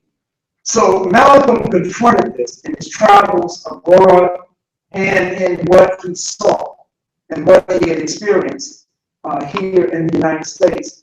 Malcolm also, what we can learn from this, from El-Hajj Malik al-Shabazz, what's relevant today, what's relevant tomorrow, is that his conversion to Islam, and I'm talking about now the limited period, the last 11 months of his life, that his conversion to Islam is actually a model for others to come into Islam. I was having a discussion with one of the brothers here during the lunch period, and I think it is my time and days, I was just blending. It could have been last week when I had this discussion, and it's just popping in my mind. I can't say for sure. But I was having a discussion with a brother recently about how important it is for us as Muslims to, in trying to appeal to non-Muslims about Islam, for us to present a clear ideological as well as a physical contrast to what is existing in the society today. Simply put, if non-Muslims see us only as people who may dress a little bit different, have different kinds of names, who pray 5 times a day and fast during the month of Ramadan. That may or may not be enough of an attraction for them to want to be a part of this ummah in this part of the world of the Prophet Muhammad. What Malcolm represented was that people saw, they knew what the contrast was between how he was living himself and what he was calling upon others to do. We found this with Malcolm and African American and other Christians. The contrast was clear. The way what he said, how he lived. The contrast was clear when Malcolm began to attract so many from the nation of Islam, people who had been committed like himself to this philosophy for some 2 and 3 decades, but yet, because the contrast was so different between what Islam represented and what was represented in the nation of Islam, that so many were able and willing to put their lives at that particular time at risk and in danger for just identifying with this way of life called Islam. Now, many who are not familiar with this history, I'll just share just a little briefly, real quickly, some of the history in the 1960s and 1970s in particular between the nation of Islam and African American Muslims who were not a part of the nation of Islam. Elijah Muhammad died in 1975. In 1975. When Elijah Muhammad died in 1975, and they say that Elijah Muhammad was a very superstitious person, and he felt that there was something not just as a special number to Islam, but he felt that this number 7 had some magical properties to it. And so his son, Wallace Muhammad, was his 7th child. And so Elijah came to the conclusion early on that this 7th son of mine, Wallace Muhammad, will be my successor in the leadership to the nation of Islam. And this is in spite of how Wallace at that time dealt with the teachings of his father. Wallace had a brother, an older brother by the name of Akbar Muhammad. Elijah Muhammad sent his son Akbar to Azhar to study, to learn Arabic, to learn the Aqidah and everything else about Islam. So Akbar, while he was studying, he just immediately renounced his father. He said, I don't know what this stuff that you're teaching, but it's not Islam. Get that mess away from me. He never came back to his father and never came back to the nation of Islam. Akbar influenced his and many periods in the history of the nation of Islam. Wallace Muhammad, who changed his name to Warufuddin Muhammad, was someone who was in and out of the nation. Sometimes he's in, sometimes he's out. Most of the time when he's out is because his father kicked him out because he was questioning the theology of what his dad was preaching. So he would kick him out, be in, kick him out, be in, kick him out. And so at the time when Malcolm was martyred, Warufuddin Muhammad, or Wallace Muhammad at that time, was out of the nation of Islam. When Malcolm was killed, Wallace came back into the nation and asked for the forgiveness of the people in the organization because of, what he had done and not done and this kind of thing. And so when his father died in 1975, Elijah Muhammad made it very clear that my 7th child, Warufuddin, is going to be my successor. When Warufuddin took over the nation of Islam, he, for a minute, was seemed like he was very slow, and some of us had questions whether or not he was going to actually turn this organization to the practice of the Sunnah, because immediately he was still talking about things like someone he had a divine mind and some other issues like this. But eventually, Warren Dean told the members of the organization, and starting with himself, that my father, just like what Akbar was saying, he's telling the truth. This guy's no prophet. W.D. Fard was no Allah appearing in the person of a man. You know, get that stuff out of your mind, that this is not what's going on. So Warren Dean, starting in 1975, started a process of changing the nation of Islam and bringing it closer to the practice of the Sunnah of Prophet Muhammad. And so while this phenomena is going on, Warif Dean takes Louis Farrakhan, who had replaced Malcolm as the national spokesman for the Nation of Islam, pulls him out of New York and sets him up as the minister in a small masjid in West Chicago. And for the next 3 years, there was no official national organization that was following the teachings of Elijah Muhammad called the Nation of Islam. Because Louis Farrakhan had submitted to the authority of Warif Dean and they come to this mosque in West Chicago. But after 3 years, Farrakhan said, I can't take it no more.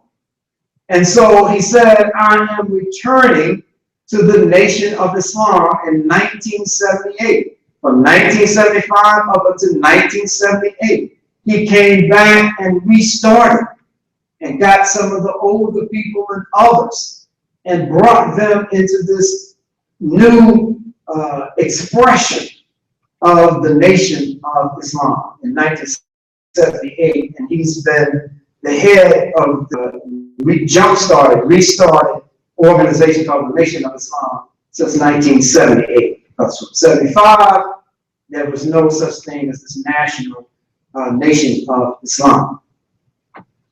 When Malcolm ended up taking Shahada, when he declared his faith in Allah subhanahu wa ta'ala, it was after being clear in his own mind and even clearer in his heart that this was right, that this was proper. And so this conversion of Malcolm to Islam, based on his contrasting views of this is right and this is wrong, and then based on his willingness to submit to what he understood as truth, presents a model of conversion for people in this country in particular. And one of the people that was influenced by his example was Imam Jamil al-Abdullah al-Amin and Malcolm H. Rap Brown, who was another figure to come from the 60s era who embraced Islam in 1971. And also Malcolm was a model for global youth popular culture. And all this is saying that from the time when he was living right up until this time right now, we find that there's so many young people who identify with the life of El-Hajj Malik al-Shabazz, that if you and I will use this personality as the dawah tool that he is, and understand that you and I cannot be shuffling and jiving, that we can't not take positions and take stands and then try to appeal to someone based on their condition, and then based on someone like Malcolm, who Allah allowed to raise above those conditions. It's like, don't mention Malcolm thinking that you're going to appeal to someone who's not Muslim yet, if you are not trying to some degree to at least stand for what is right and stand for justice. Because it was the calling card for Malcolm. And we find this in so many different expressions that Malcolm, as we mentioned, spoke truth to power. He defiantly asserted the right for self-naming. What this is saying is that at the time that Malcolm, particularly after he left the Nation of Islam, that even in the Nation of Islam, but definitely after, African American people at that time, at the beginning of his involvement in the Nation of Islam, were referred to as colored, like the NAACP, the National Association for the Advancement of Colored People.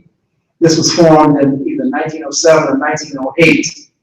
And that during that time, this is an organization that was self-identifying as colored.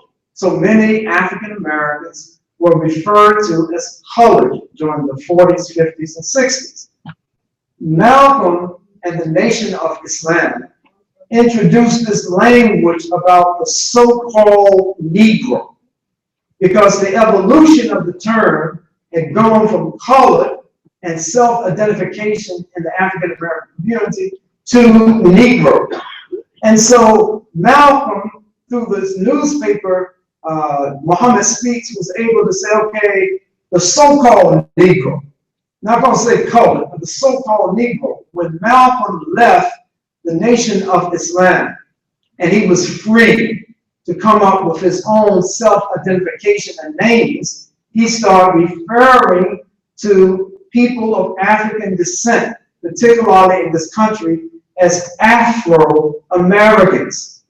And what this term did, from his internationalism and helping to bring about struggling people of African descent and other people, and bringing about a pan-Islamic unity of Muslims of all nations, what this Afro designation did was to help African people in the diaspora, in the Caribbean.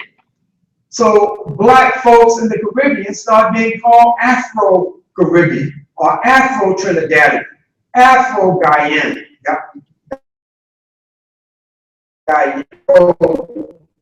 Mexican. This term became a term that in the Western Hemisphere, those people of African descent, through Malcolm's naming it and calling it, start calling themselves this appellation of Afro-Americans. This civil rights to human rights, the civil rights struggle in this country, and it was necessary at that time of demanding equal protection and equal rights under the law. And Malcolm said that this is the way, this is kind of ridiculous, because as a human being, every human being should be guaranteed certain rights simply because you're a human being. And you can't legislate someone's humanity. So Malcolm started turning this naming process from civil rights, and he introduced into the movement at that time the terminology of human rights. That you're not going to limit me to what a government is going to grant me to say that I'm a human being. No, we are human beings, and we demand our rights as human beings, was one of the sayings of Malcolm.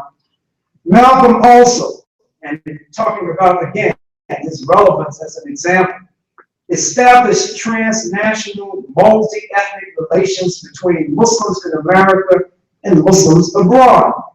For the most part, and I'm not saying this is totally just to the exclusion of everything else, but for the most part, until Al-Haj Malik al-Shabazz left the Nation of Islam and traveled to these 30 countries around the world and started to have dialogue with Muslims representing Muslim majority countries and other areas where there were minority Muslim populations, about the only interaction that African American Muslims had was with Muslims who had migrated to this country, and most had come. Immigration laws in this country were changed in 1965.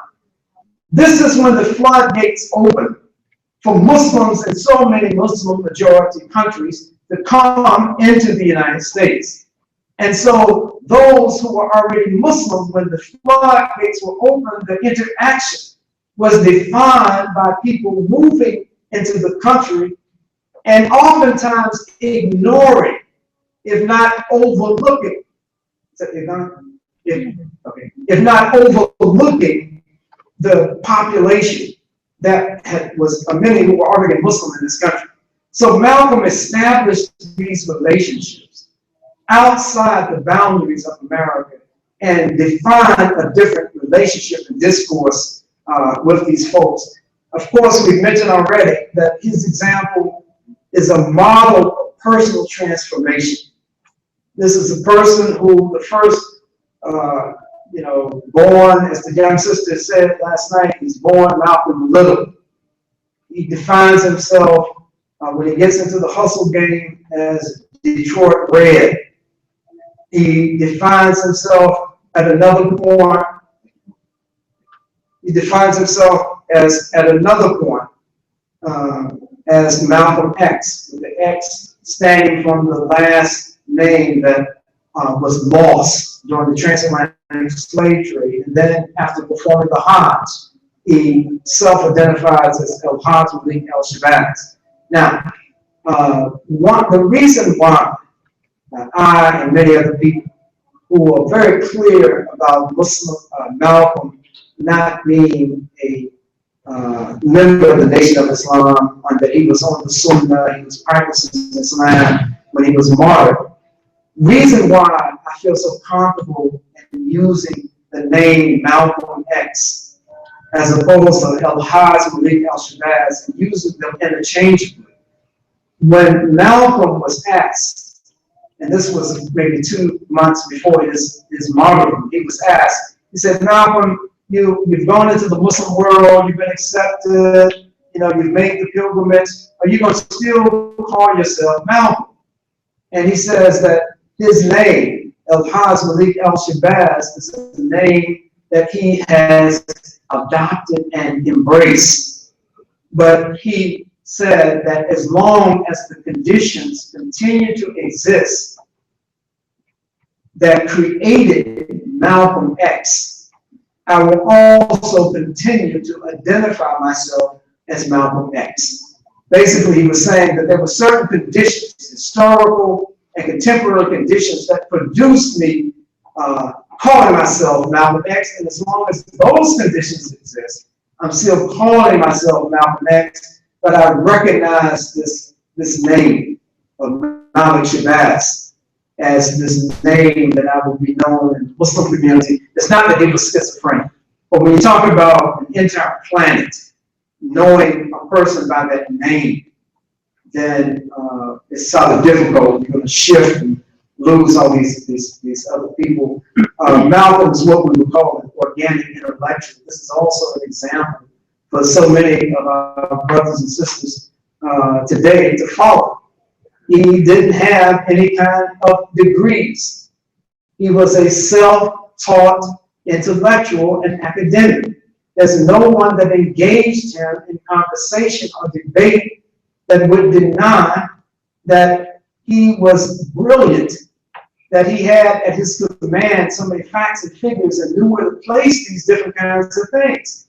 And so he was this organic intellectual. He's a model of sacrifice, something that many of us could use in sacrificing our personal conveniences for a bigger cause.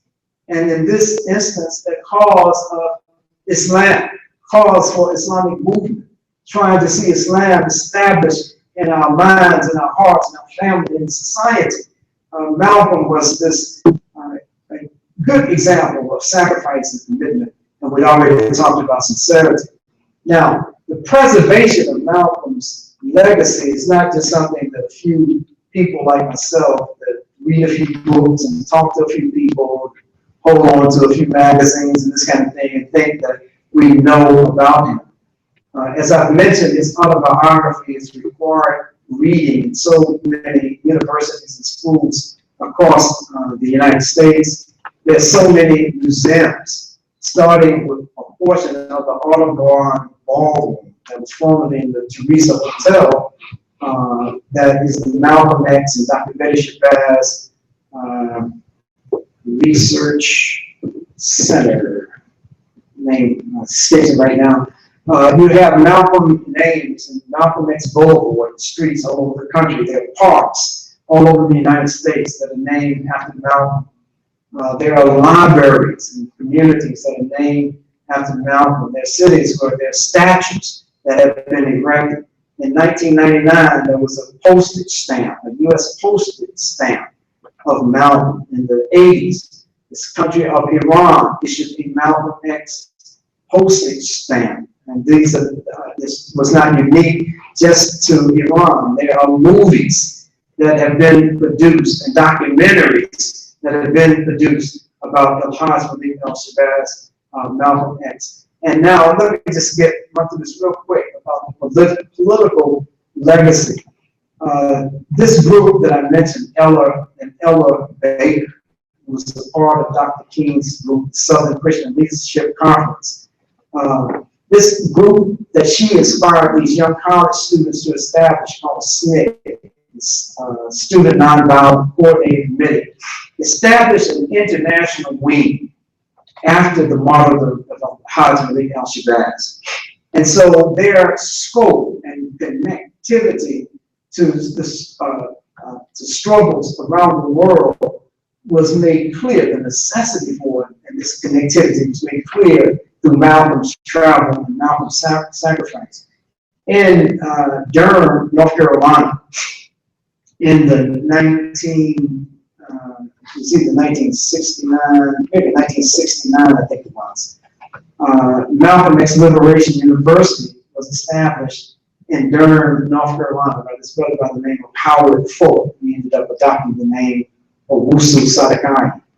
And Owusu established this very disciplined group.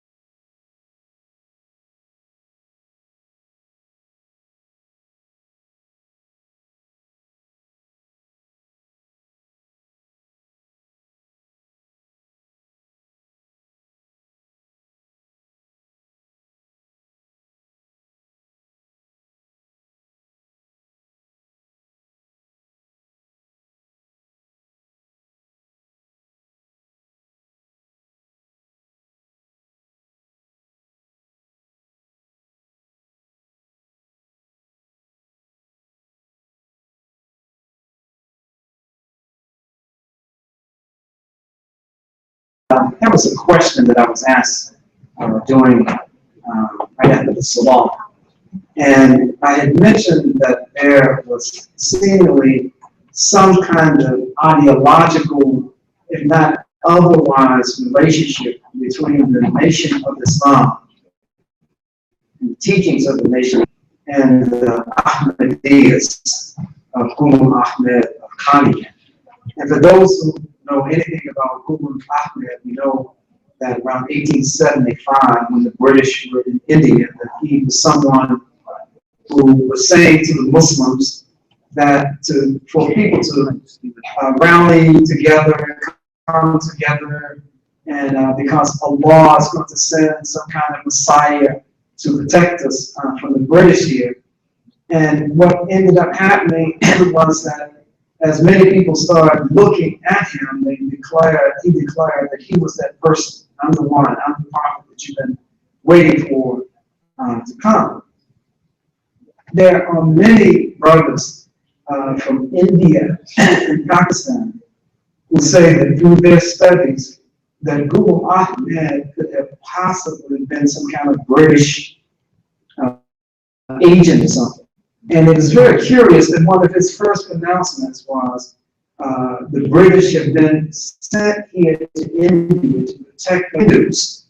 And so don't declare jihad, don't fight against the British because the British are here to protect us. And this was in this colonial environment. And when the British were blowing Muslims out of cannons, this kind of thing, this is what he was saying. The Nation of Islam follows a somewhat similar track in that Muhammad, who started the organization, did not declare himself to be divine or part of the divine, but what ended up happening was Elijah, who came after him, declared this divine relationship, saying that he was the messenger of Allah. And this was something that stuck with that organization throughout his lifetime. And so whether it's just a gigantic coincidence, whether or not it's something that larger forces were trying to look at Islam and the development of Islam, or the movement to establish Islam in these different countries and identifying ways in which they can make it miss the mark. One of the things that the research that I've done on different things over the years is that it seems that there is a playbook that is used to colonize, to commit genocide against, to miseducate, that there is like a Volunteer playbook, that the oppressors use the same tactics almost everywhere they go. And so I would not, I don't have direct evidence, and then I mentioned also that the members of the Nation of Islam were using the translation of the English translation of the Quran from the Qadianis, Maulana Muhammad Ali. And there you see a lot of similarities and parallels between the two groups and their developments. So I wish I could say more, but I try not to say something I really don't know more, so I've sort of exhausted what I know about the relationship between these two groups. Basically, there are traitors among ourselves. Yeah, yeah. Okay, so if we jump back into this political legacy, we have, again, the Student Nonviolent Coordinating Committee, International Wing, the formation of the Black Panther Party in 1966. This was an organization, of course, that was formed in the Bay Area. Founders Huey Newton and Bobby Seale, as a direct result of police brutality in the Oakland community as well as in the urban cities and really across the country. And because of the positions and stands that it took, it spread across the country. This is a group that credited its impetus, how they came about, to Malcolm X. They say that we have become who we are. Malcolm is our hero. This is the person that we modeled our organization after what he taught. Malcolm was also independent, and he made African American people should not continue to just be slaves to the Democratic Party and the Republican Party in this country.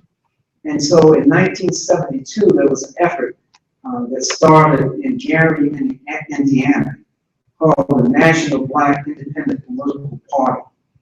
They held a convention again in Cincinnati, Ohio in 1976. And this was an attempt to organize African Americans into this black independent political party so that the black electorate could get out of this two-party trap system as it was. And it was also as a result, direct result of Malcolm's work overseas, particularly on the continent of Africa. Well, in the 1970s, 1978, called the Pan-African Skills Project. This was a project in which professionals and builders and others, educators, were sent to the countries of Tanzania and I don't know if it was Zanzibar, Tanzania, and one other country, maybe Zanzibar. And they were lending their expertise for nation building, this kind of thing. Tanzania had a very progressive, revolutionary president there as well by the name of Julius Nyerere. And in 1991, I'm sorry, there was a UN International Conference on Racism, Xenophobia, and Other Forms of Oppression. And this was a conference in Durban, South Africa, in which the issue was taken out of the global implications and the global system of homophobia and other forms of oppression. It was very much a part of what Alhaji Miguel Chavez Malcolm X had talked about. That was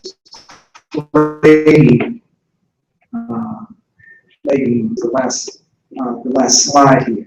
So, yeah, I guess it is. And so,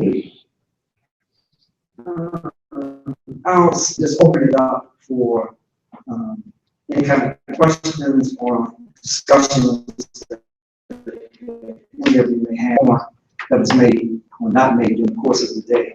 And I just want to thank you all for, at this juncture, for hanging in here as long as you have. This has been a very long day. And years ago, I realized that what folks would say was true, that is that the mind can only hold what the seat can endure. So the longer you sit, the less you get tired, ready to go, and this kind of thing. So I don't want to try to keep you beyond a productive time. But I do want to open it up for any questions or comments that you may have about anything. And I apologize for, I keep missing, I'm sorry, my peripheral vision must be gone. Yes, ma'am. Good, very good. I think there are a number of different ways. The question is, how can we bring Malcolm X's legacies of life today? There are a number of different things that we can do, and it starts with what we're doing right now. Beginning to go a little bit deeper and understand Malcolm X's laws. It starts by reading the autobiography, because for all of the books on Malcolm today, it still stands out even with some of the holes or gaps that may be in it. It still stands out. The most important single how he went through these various issues. If you really want to understand, we can't stop right there. And I will send, inshallah, as soon as I get back home, people have a book list, accessible books that you can read and try to find out more. So learning is one thing. But another thing is to increase the number of discussions that we have in whatever social gatherings that we're need to do whatever we can to try understand and better identifying the practices of himself. One of the biggest takeaways from the book, and this is the almost scary thing about legacy of Malcolm.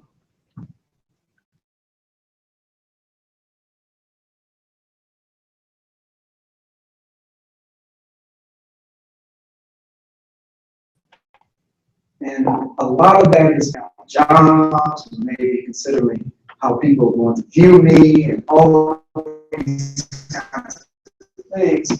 And Malcolm seemed to have this quality that he was going to say it if he believed it wasn't just a reference on saying he's the truth to power.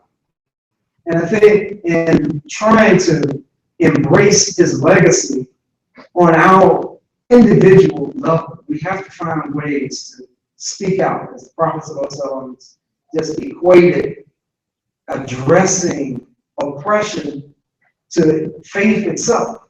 See something wrong, you can't stop it with your hand, can't stop it with your hand, speak out against it, can't speak out against it, then hate it in your heart and don't be a part of it. And so there's an imperative, a kind of divine imperative that we have to embed in our minds, like Malcolm did all the time, that if there's something out of order and he can do something about it, he's going to do it. He can't just speak out against it, but he's going to at least hate it in his heart. And then the prophets of ourselves said, beyond that, you have no faith. Don't be calling yourself a believer and a Muslim and all this other stuff. That if you see something wrong in your environment, you can't find a way to address it. So I think and this can start on a real small scale, and then it can, based on your platform, it becomes a larger thing to address. So trying to find and create more venues where we can discuss and understand this legacy better, learning more about Malcolm beyond just autobiography, paying particular attention to the last 11 months of his life, because this was the actual global Malcolm at this point. And this was the Malcolm that was actually practicing the Sunnah as we understand it. Yes, sir. A question about how Malcolm is perceived outside of the Muslim community, especially like among African American community or like mainstream Americans, right? So how is Malcolm X performed, perceived on the radars, and how he was perceived in the past, how things have changed? If you could share a little bit about that. Yeah, very good question. From my vantage point, I think that even amongst non-Muslims, African American activists, and community organizers, that Malcolm is the gold guard. He's the gold standard for a person who is fearless, for a person who will speak out against oppression, for a person who is less concerned about how others perceive him and perceives him, and more concerned about expressing a message that's going to make a difference. And so, as I said, Malcolm is the gold standard in the African American community amongst non-Muslims. And we've been sort of late as Muslims coming to the party, if you think I can use that expression. We've been sort of late. We have the non-Muslim community recognize the value of Malcolm to the community, and to the nation, and to the world, I think before we as Muslims recognize that. It's like having gold and just treating it like it's glass or something, it's fake rocks or something like that. We didn't really understand what we had.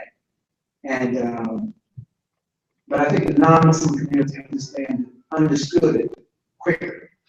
And so I think that there has been, we don't have more scholarship, more books about Al-Hajj Shabazz, I believe, because we're so far behind. We're kind of just catching up.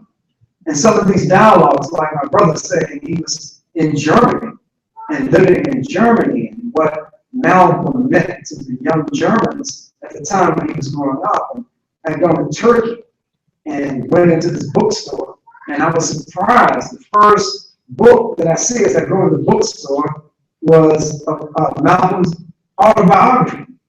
And it had the similar pictures that we have on the autobiography here. So I asked the brother who was taking me around, I said, "Is this autobiography?" He said, "Yeah." I said, "Well, what do you?" And I was joking. I said, "What do you know about Malcolm?" And he got offended because and I was just joking, but he felt that Malcolm is a part of me. He's a part of my history. I embrace that history.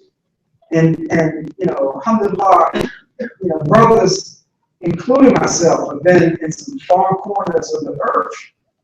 And over the years, people have talked about Malcolm.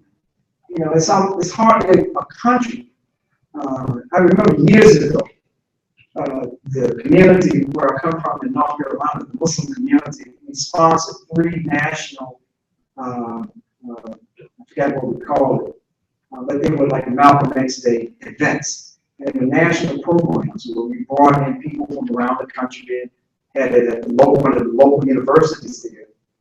And I was really shocked at the time of how many Muslims, how much criticism, and this started in 1989, how much criticism the organization and myself got for talking about Malcolm in terms of being a Muslim. Now here's a man who put himself willingly, put himself and his life in position to be taken, as it was, for speaking about Islam and telling this nation the truth about Islam and telling the nation about itself. And so many Muslims at that time, that 3-year period, and even after that, have looked at Malcolm and think that because of his activism, that this is outside of the Sunnah of the Prophet Muhammad.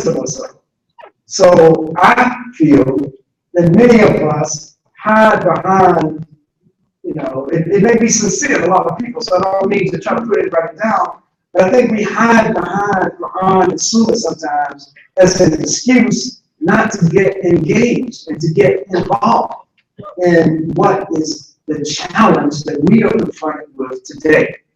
Every generation, as Francis Fanon had said, that every generation is going to have a unique challenge, a unique mission.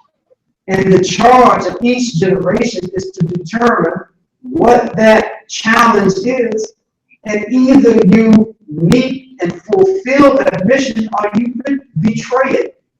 And in my humble opinion, I believe that we as Muslims, a collective Muslim community, are betraying and have been betraying the mission, the unique conditions that we have been confronted with during the times in which we live today. We just, you know, to me, haven't had a clue for too long. Oh, I just wanted to mention something really quickly. I attended SF and the. Hold on a second. Okay.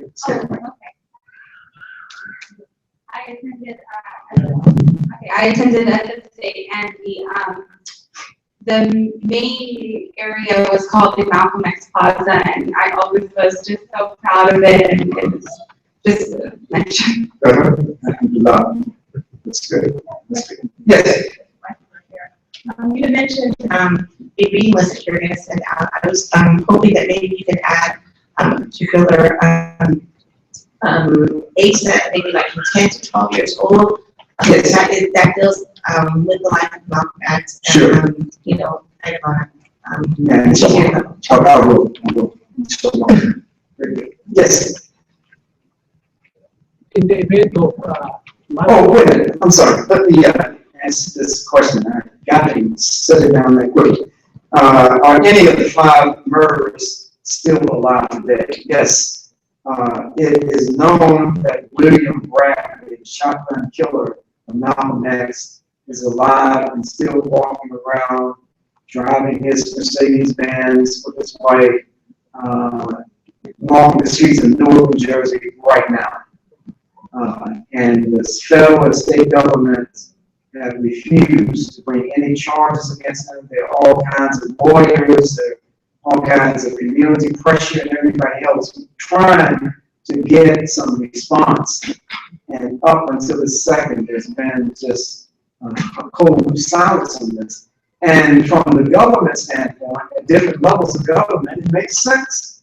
If they were involved with it, they don't want to open it up, dig into it, and show the world that at the level of the federal, the CIA, the FBI, and the city government through this police department were all involved in this gigantic conspiracy. So maybe Ziad's grandchildren may have the benefit of knowing who actually, what role that these different parts of government actually played. And by this time, William Bradley was an older man now. He, Obama's best, he would have passed on. So maybe at some point, folks will feel that it's safe now to talk about the assassination of Malcolm. But keep in mind about this government, the assassination, the murder of Abraham Lincoln. There are files that are still closed on Abraham Lincoln's assassination. I think he was the 16th president. John F. Kennedy, forget that. That's going to be beyond everybody at BCI's great-great-grandchildren and stuff like that. That's too close to this time. So this country has a practice of holding this information so close to the chest that the people involved, that it'll be generations after the event before anybody ever finds out their role involved. Now, the brother has a mic here. Let me get him a mic. Yes. After the assassination of Malcolm, what's the view of the followers of Nation of Islam at that time and now? What's the view? Yeah, that's a good question. I think there are probably different attitudes, and some of the attitudes can be divided by those who were members, and these are the older people who were members of the Nation of Islam during the time when Elijah Muhammad.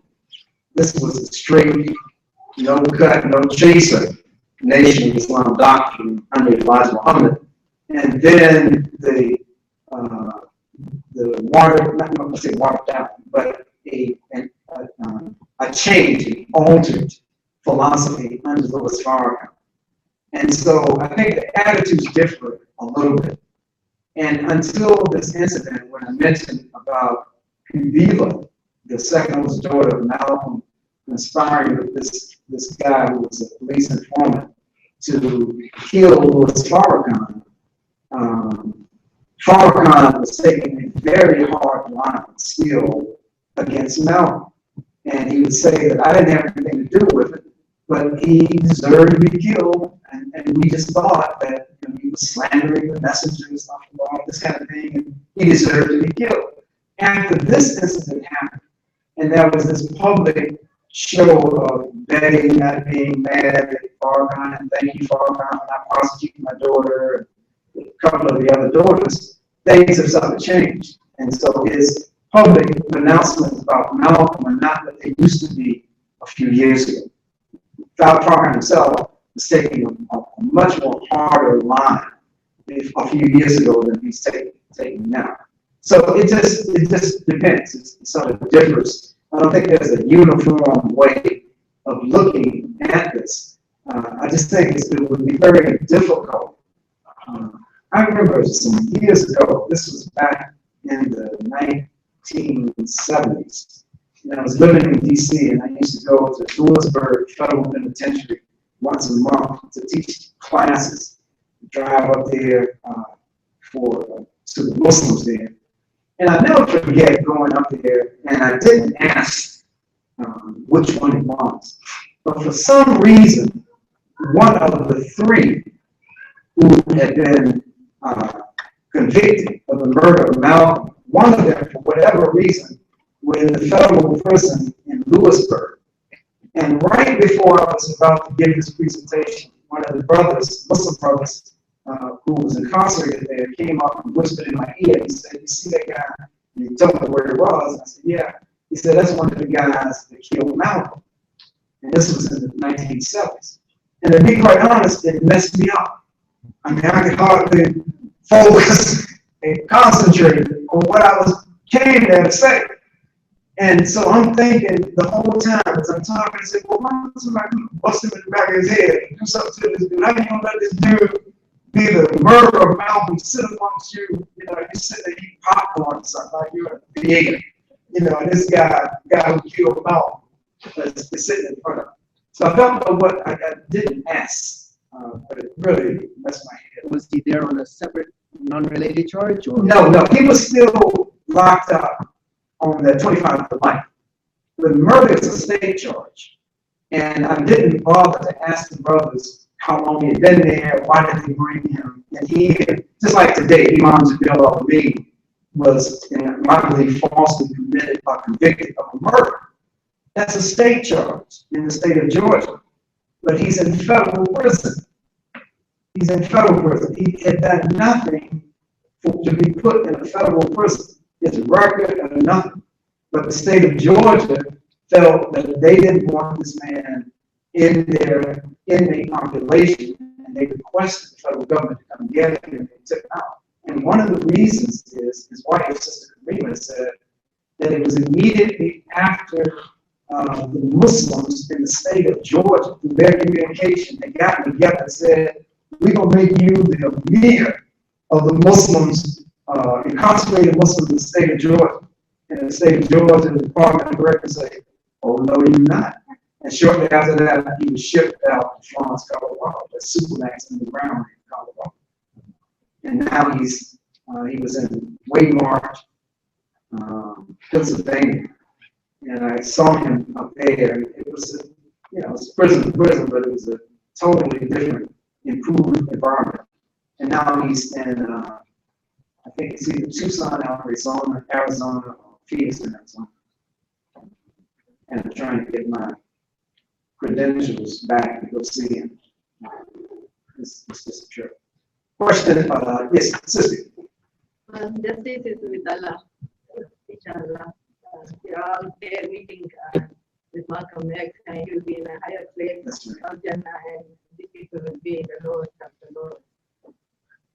That's right. Thank you. Okay. So, could you please show one of the one before the last slide, the legacy of Malcolm X?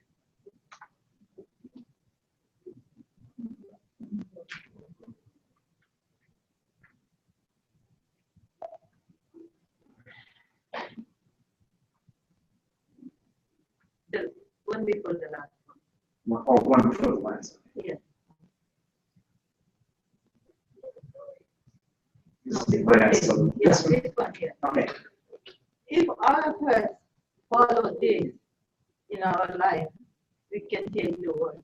In his short life, in spite of the art, he had tremendous strength in, just educating himself, after, trying to practice sacrifice, commitment, sacrifice. He almost sacrificed his family, Right. and he was fearless. So, and he stood up in spite of those art, and in his short life, he accomplished so much. He became a world-renowned figure. People around the world, respect him. I think Allah is telling you in the Quran that if the whole world is against you, nobody can do anything. If it was for you. Yeah, if Allah is with you, Right. then nobody can hurt you. If Allah is not with you, even if the whole world comes to your, thing, nobody can help you. So he was the he showed us how you have to stand up to the police and, stand up to the oppression, injustice in the world. And now it's happening to Muslims Right. in the United States. And this is the lesson we should It follow. definitely is. This is the legacy we have to implement in our. Yeah, it definitely is. And, to the young sister's question about some things that we can do, I think that where we're able to attach Malcolm's name to some of the collective work that they're doing, like if there's some kind of book club, if there's some kind of library in the school, or if it's wherever we can to attach his name, because this is something that the non-Muslims have picked up on this really early. And this is why all these different places around the country we have these streets, libraries, all these different kinds of things. And it's time now, it's past time for us to step up and try to do something to help promote that legacy. A simple thing I do in my classroom, like take those quotes, like on board and they copy them, and they write down. That's great. That's great. That's great. Yeah. Yeah. We have to find those ways. And what is important, I believe, is for us to be comfortable and confident that identifying with a figure like Al-Hajj al-Shabazz is not a statement that we are not trying to follow the Sunnah of Prophet Muhammad sallallahu. Because that Sunnah is not just dress a certain way, step in the masjid on a certain foot and out on another foot, and this kind of thing. It involves addressing actual conditions. And Allah has given us the guidance to address these conditions. And you made a very profound comment that I'll take this a little further, as Muslims in this country, up until this point, we basically had a free ride. Up until maybe 9/11 or something like this, or some other days that we can point to, we've had a free ride. We haven't suffered. We haven't, for the most part, sacrificed. The way that we have lived from the time we've been as Muslims in this country somewhat goes contrary to the divine sunnah of how Allah subhanahu wa ta'ala has told us He's going to test us. And these kinds of things, like we've had certain kinds of tests, but the tests, even of our brothers and sisters in Europe, I was at a meeting not too long ago, and there were representatives of different Muslim Shura councils, and from Europe and South America, islands, and this kind of thing. And some of these stories were just amazing, even compared to what the Muslims in some other Western countries are going through.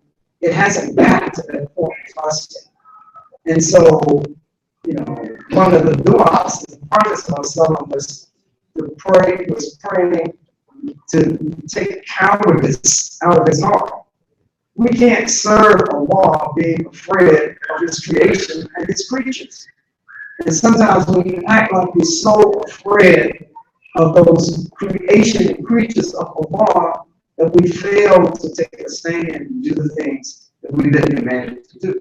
And what you had mentioned is excellent. I mean, if Allah is for you, it doesn't matter what other people want to try to do. They're not going to be able to harm you if Allah is not allowing this thing to happen.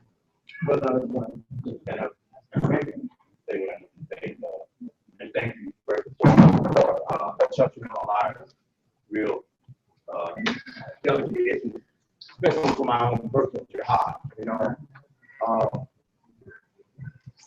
I came to this community about 7 years ago, and a lot of brothers embraced me. I came up with a program that I thought would be very helpful to the youth, because, like I said to you earlier, this community is a beautiful community. I have a lot of money, but I'm watching the little kids that's growing up now being plucked one at a time, like the Russians took, the Afghans took out the Russian tanks one at a time. And I think I see people who are very afraid to be Muslim. I started wearing my robe and going out in the community because I see sisters have to wear her job. Why should I have not been on the front line with them representing Islam? I wasn't undercover. You understand me, out there in the sickness and disease out there that was coming into the community by the police of my community, of the African American community. And I ain't gonna be a punk in Islam. The truth of the matter is that we have a serious situation that's facing and plaguing this community. And despite, the good jobs and the economical, advantage they have, they're missing the boat. And I see it, and it hurts me because some of these brothers are very, very good brothers and some very good sisters. But what they're missing more than anything, and you said it yourself, that they're way behind the eight ball when it comes to being what's going on here in America. You can have and live in all those opposite communities you want to. You can have those opposite last year if you want to. You are not a part of the American community if you're not reaching out to the people of America. I have been here almost 5 years and I only seen a handful of converts. And Islam, our obligation as Muslims is to invite people to Islam. If you don't invite people to Islam, Islamophobia is going to overtake you for real. And the people who could possibly be your brothers and friends in the future may be your enemy if you don't reach out.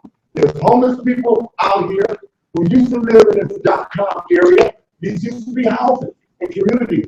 They're now being ran out at night because they can't afford the rent. They can't afford the rent because the .com people don't want to them for their education and their technology, who have allowed the landlord to raise the rent 2-3 times as much. That's no fair like their fault. But the reality is we have a responsibility and obligation to the people that are downtrodden and less educated and have the inability to take care of themselves. So I'm saying this to say this, because today is the people here from America that out there tomorrow to be you. Because it was a time when the blue collar was the strong, and now it's the IT people. The reality of it is if you don't learn from the past, you're going to repeat it. I already know what the deal is, and I'm trying my best a lot. I don't even sleep at night. And I'm trying all kinds of things to get the people to understand. But I'm dealing with people with blinders that seem like they got tunnel vision. And it hurts me because they are good people, and I love their kids. And I don't want to see their kids in a situation where they're not prepared, because you can put your kids in all the quiet schools you want. But if they can't know how to survive here in America, you're setting them up. And so they need, I'm saying, what do you say to that? Because it's a problem that's going to manifest itself in a real ugly way, and I see it happening right now.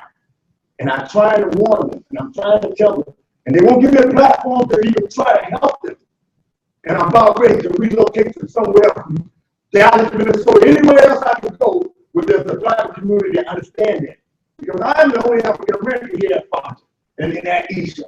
There's no other African American, and that's sad because there's so many African American Muslims in this country. But the reason why is because they can't connect when they come here with the people. And the people don't know, and you're not this culture, you're not from this culture, you're not from this man, you're not from this man. Man, we just want to be a Muslim because we know the richness of Leah Rasulullah, because we don't come from here. That's why I know the paradise exists. We come from here. And if you don't think that hell exists, then get away from this and go stand and look for a minute. You'll see the hell. Or go to San Quentin and some of that church in Folsom. You'll see the hell, because if you don't, your kids won't end up there. They're going to come back and try to children later if it ain't too late. So if you don't reach out right now and do something right now, you're going to experience the mayhem of your own being. Right? And I'm trying to tell y'all, you're walking around here with the beautifulness of hell. It's a beautiful way of life. It has freed me. It brought me from the lowest of the low to the highest of the high. Today, I'm content with my station in Islam. But I feel compelled to stand up and do something because I'm a knowledge of it now. If you know something is not right, and it bothers me every day and every night. And I very rarely sleep because I see what's going on around.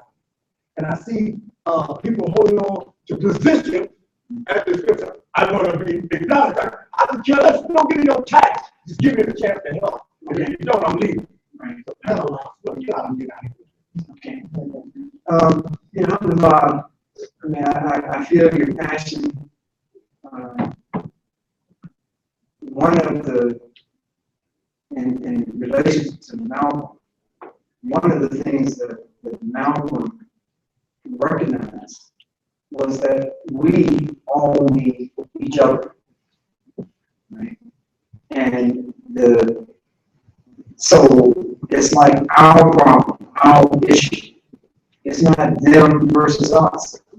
When someone has said that they have been in this country for 25, 30 years, as far as I'm concerned, and you got papers and all this stuff, you're just as much American as I am. And I was born here a long time ago in this country.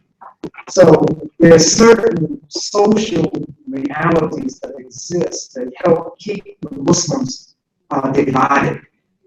And I think that what you and I have to do as being indigenous to the land is that we recognize these things, but let's not contribute to the division. And by that I mean that what you're recognizing, I don't have any doubt about what you're saying whatsoever, but it's equally important that when you feel you're at the end of your rope, rather than saying that this doesn't change, I will leave, you hold on just a little bit longer. There was let me give you this, I don't know how that's really true. Okay, none of us do. None of us do. I don't have the luxury of I'm being able to make it off the stage. Or me calling back right now. But the point in this community that's hungry, even if I understand. I understand. But it's interact with my brother. Yeah. But see, I understand. The only thing that I'm saying is that I know that there are efforts, even when we were here this morning, there were members of ICNA Relief out in the streets, and I think they were out there feeding. There were members of Islam who were out in the streets today calling people to Islam and distributing materials and these kinds of things. And so I think what we are challenged to do is to try to come together and enhance all of our efforts. Because if there are food pantries that are being sponsored through MCA or Islamic Relief or whoever it may be, these, as we look at it, this represents all of us. We're doing whatever we do on behalf of all of the Muslims. And whether any of us understand it or not, whether any of us understand. So I think that you're making some very valid points. But I believe how we get past those kinds of issues are what we're doing here today. I mean, it's very instructive to me that the overwhelming majority of the people who've been in here for the last 2 days that I've been here have not been African Americans. Where are the African Americans? They didn't know we were going to talk about Malcolm. They didn't know we were going to talk yesterday about Black History Month. Where are they? Right? Not just today, yesterday too. When people were here, they're not here. So even in the African American community, as I'm saying, all of us, I'm not just talking about those who identify as coming from immigrant Muslim populations, all of us as Muslims is what I'm talking about, have come late to recognize the jewel that Allah gave us in the form of Al-Hajj al-Shabazz. And I honestly believe, because I've been a part of some of these efforts, with working with non-Muslims in different parts of the country, that they have recognized the value of Malcolm to people struggling to become dignified and better their condition. Not so much get a better car or anything like that, but just better the condition of everybody.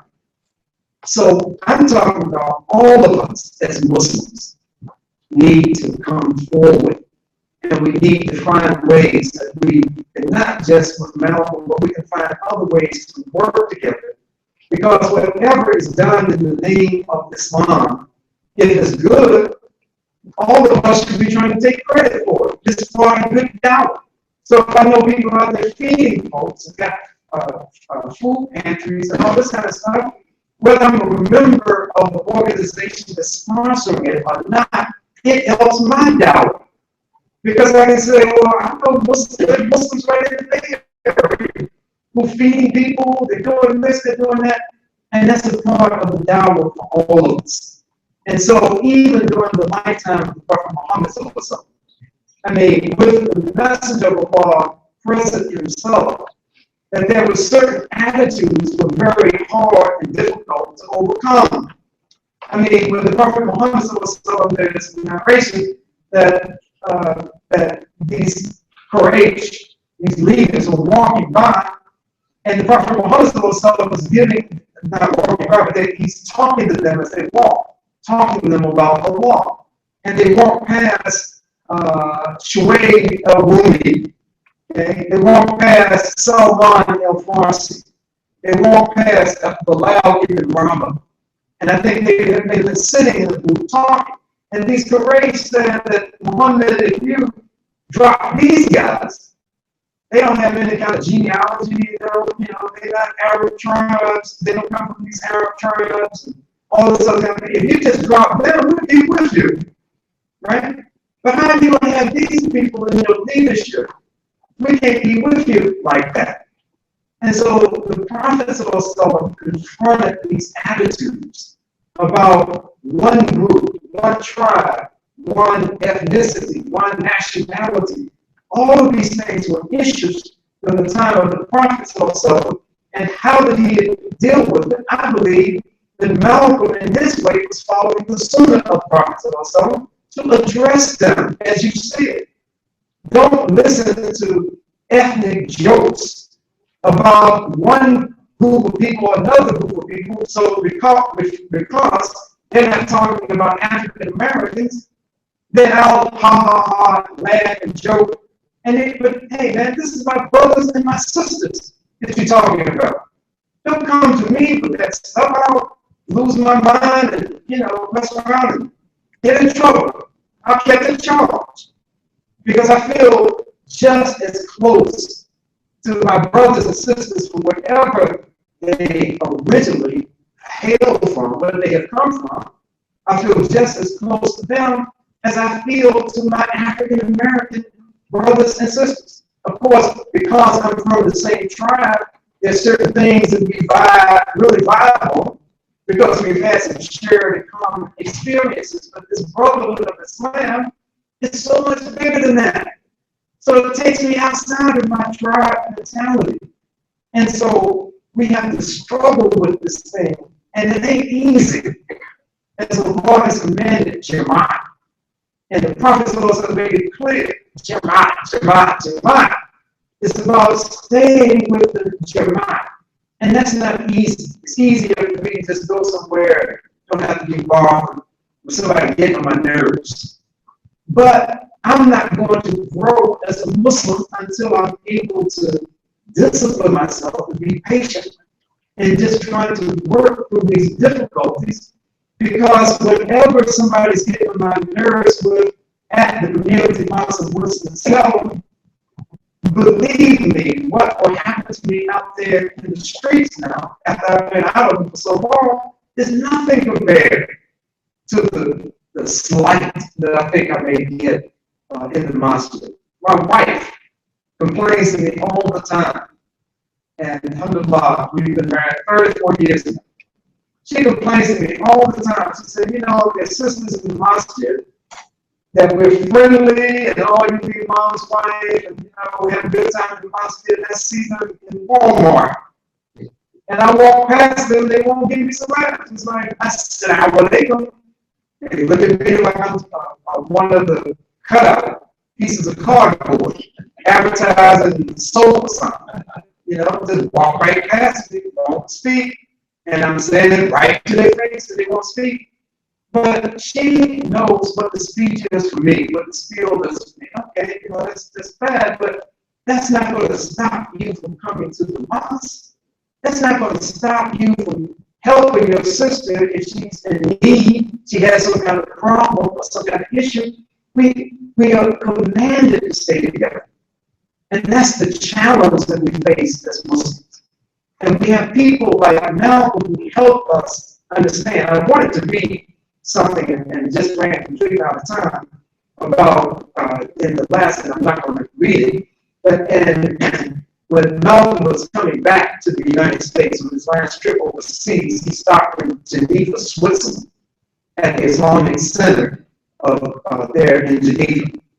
And the director of the Islamic Center at that time was Said Ramadan, who had been a member of the Ikhwan Muslimin and was a member in Egypt.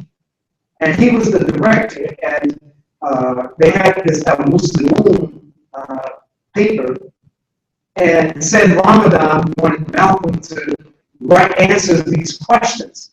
So he gave Malcolm 9 questions and asked him, and you're flying across the Atlantic and other things, will you please answer these questions? And Malcolm said, yeah, okay, I'll do that.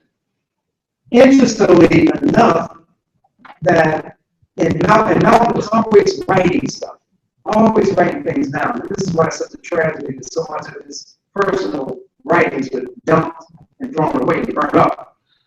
But Malcolm had said that I got in late. This was the night before he was martyred. He said, I got in real late, and this and this. And he said that I'm finishing the last questions on the date, this Saturday night, February the 20th, and this kind of thing. It's 12 o'clock midnight. He goes through all of this thing. But these questions were very interesting.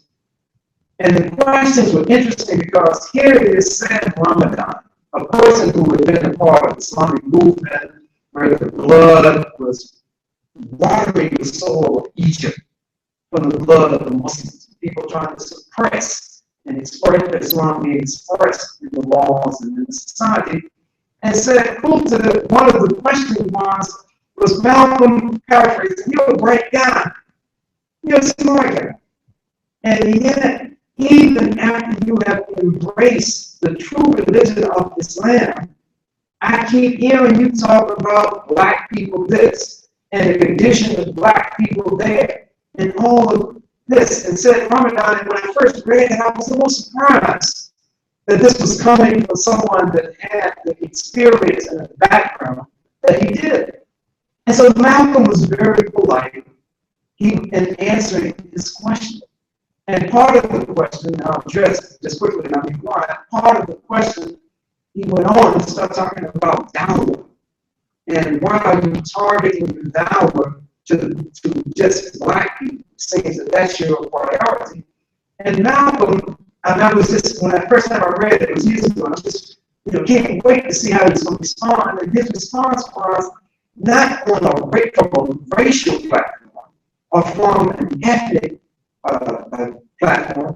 He said, well, it's just like any good farmer who has land. That when that farmer has this land and he recognizes the most fertile soil on his lot, he's going to plant his seeds first in this fertile soil. So it would have a greater potential to yield. And he said, and then when I have time, I will work with this bad ground, and then I'll plant the seeds there, and then maybe not something will come up. And I was expecting Malcolm to get an attitude. I'm like, what you mean? Why am I talking about black people? I'm black, ain't I? I was expecting him to go somewhere like that, but that's not what he went at all. He took it to a totally different level. And he went on to say that the most fertile area for Islam in the United States, starting in 1964, the most fertile area for Islam. And this was his analysis, is amongst African American people. This is what he's saying in 1964. That has held true up until today. That there are more shahadas coming out of the African American community than in any other community in the United States. And so there are real problems and real issues, but all I'm saying is let's never lose sight of no matter how I address this issue, no matter how perturbed I may be, my intention is to try to make sure that everybody stays together. Because we need each other. We need each other in this country. We can't do without each other. And when we recognize this, we won't shoot ourselves in the foot. We do everything we possibly can. You know, man, this guy really getting on my nerves. I don't know what I'm going to do. You know, he keeps getting on my nerves. But what I'm going to do is ask the Lord to give me a little more patience. Because if I act out, it's on me. I'm not hurting him and putting bad marks on his record by acting a fool and acting out. I'm not going to punch somebody because they said this and said that. Yeah. And I'm not saying that that's what you suggest. I'm just saying, yeah, we just have to deal with things in a way that in the end, we're still together. I grew up in a Baptist church, right? My great-grandfather was one of the founders of the church that I and my family grew up in. And in this church, it was called New Bethel Baptist Church. It was a very activist minister who was there when I was growing up. In New Bethel Baptist Church, there was a dispute in the congregation.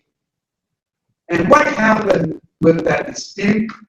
Now we have second New Bethel Baptist Church. And I used to always think that pretty soon it was going to be a third New Bethel Baptist Church. Because the way to resolve conflicts and misunderstandings was not what it should have been. So it's like, okay, we got people's money, so we just go down the street. And one of the things that I've noticed, unfortunately, is in the Muslim community, since I've been Muslim, and I see us imitating this behavior. You know, we got first Abdul Rahman Mosque, now we got second Abdul Rahman Mosque. Might not be called the same thing, but it's the same action. And I just think that we have to go beyond ourselves to try to, as hard as we can, to stay together and keep everybody together and not to break that. Yes. Thank you very much for your comments. I really liked it, and thank you for your words and for your time that you gave us. One thing, I think two things. The first thing is you mentioned that we did not suffer, and actually I feel that we did.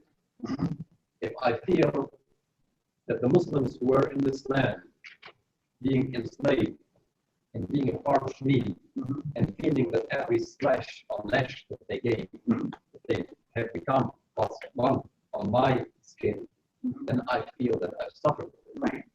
And this is one thing for suffering Muslims.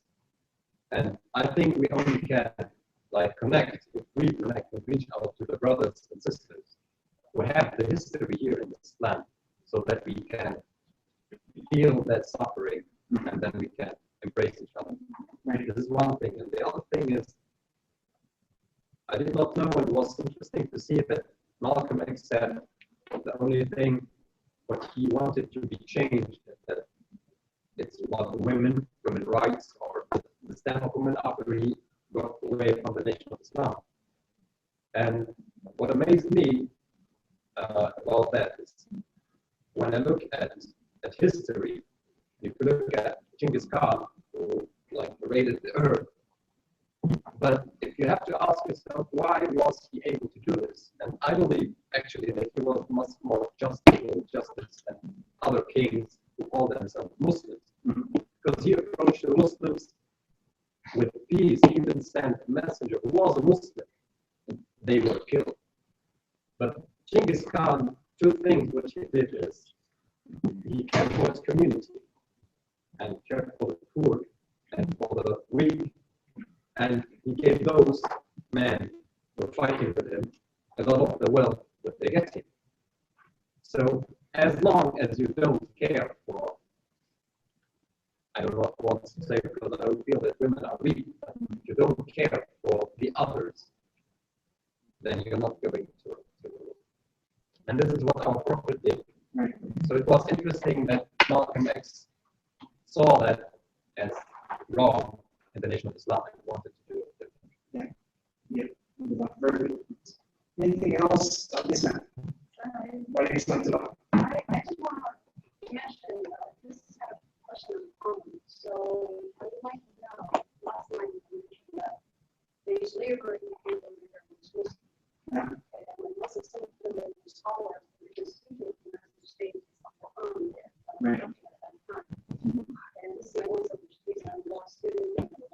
Law student. Right. So I would like to know is a couple of different religions and couple of different groups in adopted by British methodology and also nation Islam. So I want to know if you have any knowledge on that in case you adopted from that state in the White House. Do you have any idea that version of which is assuming the follow or is What about the foreigners in the White House? but the Constitution of the United States. Right. Right. Right. So you are also in the Right. Constitution of the But I want to know if that is the sunnah before the case of the sunnah, or is the version of that found the powers yeah, because it's different. So we have the love laws. Right. Okay. Yeah, very, very, very good questions. You know, it's dumbfounding to me, this anti-Sharia hysteria in this nation. One of the things that they use as a hot button issue to try to scare people about Islam is this thing about Sharia law. And it's so amazing because if you go to the United States Supreme Court and you step inside the door, on the wall, that's painted on the walls is a depiction of who they say, just to symbolize the Prophet Muhammad sallallahu. And he has this book, I can't remember if this is Quran, what it was, in his hand, and he is put up there because he's supposed to be one of the great law people, one of the people who executed and implemented the law. And so in the United States Supreme Court, you step in the building, you look out, and this is what you see. And yet this nation has come to the point where they take Sharia law as something. Now, it's very interesting. Some of the writings of many of the African Muslim who were enslaved in this country, some of their writings, and one in particular, and I'm trying to remember, because I don't want to say anything wrong here. I don't know if it was Ayuba, Ibn Suleiman. I would have to go back and look at my notes. But one of them had written out from his memory this thick book that followed Imam Malik. It was a Malik thick book that he had written out from memory in Arabic. And so when it was translated, when he was translating it for people, they just astounded with, what is this? It's a book, show me what it is, tell me what it is. And he translated what was going on. They were amazed, first, at his having the capacity to memorize a law book and from a particular method and to write it out from memory in hand. And so you find the Muslims implementing that part of the who were enslaved, implementing that part of Sharia that they were allowed to do. Some were on plantations or areas where they couldn't even outwardly make law. They would have to hire to do that, or they just stop doing it altogether because it would be beat, this kind of thing. But of course, this is part of Sharia as well. Some fasted and were allowed to fast. The situation in continental United States was much more difficult for Muslims in this country than it was in Central, South America, and the Caribbean for Muslims, because the enslavers in these areas in the Americas were not obsessed with trying to deface and take the faith away from those who were Muslims the way that it happened in the United States. They weren't just making sure that you didn't speak Arabic, that you understand Assalamu alaikum and these kinds of things the way that it was in the United States. Like in Brazil, in the province of Bahia, the state of Bahia, 1835, I think it was, the Muslims of that state declared jihad and declared establishment of an Islamic state. And this, in large, had to do with the enslavers there in Brazil allowing a critical mass of Muslims to be together on a single nation in a single area and this kind of thing. So I think within their capacity and oftentimes within their memories, they implemented what they could. In a very interesting Muslim history is the history of Islam in the state of Florida. And why this is interesting to me is that in 1807, the federal government said that it had stopped the importation of Africans coming into the United States as enslaved people. But the state of Florida continued this illegal importation almost until the end of the Civil War. They continued to bring people, in particular from West Africa. But by doing that, they were replenishing the ranks with Muslims who had come before, maybe through forced conversions and not being able to practice. They were bringing people over who were Muslim, and many of them were coming and getting to Florida, and they were declaring jihad, and they were running off into the marshes with the Seminole Indians. They were running off into the marshes with other runaways. And so they embedded themselves in these Native American tribes in Florida. And the influence of Muslims on this particular tribe in Florida and in other places in the Southwest is very clear. And all of this had to do with their dress, the way that they dressed, the way that food, like pork, that they didn't eat. And there are so many different things that reflected what they could practice or what they understood of the Sharia. And I hope I haven't completely missed your question. No, it's quite all right. You put it up very closely. What I was looking for is that when the founder fathers was fighting the war, the Constitutional War, did they meant to the slavery that they brought into Africa, which is pretty much the law, mostly in some countries, what would be the he said very much teaching me convert people on the Christianity, Muslim Christianity, and that was the French. But what I was hoping, if I don't have clear understanding if they implanted it because it's literally suspected this is a Muslim, and therefore including all Christian, No, that's important. What happening is, I think that was a kind of ironic twist that actually took place with the U.S. Constitution and its issue of slavery.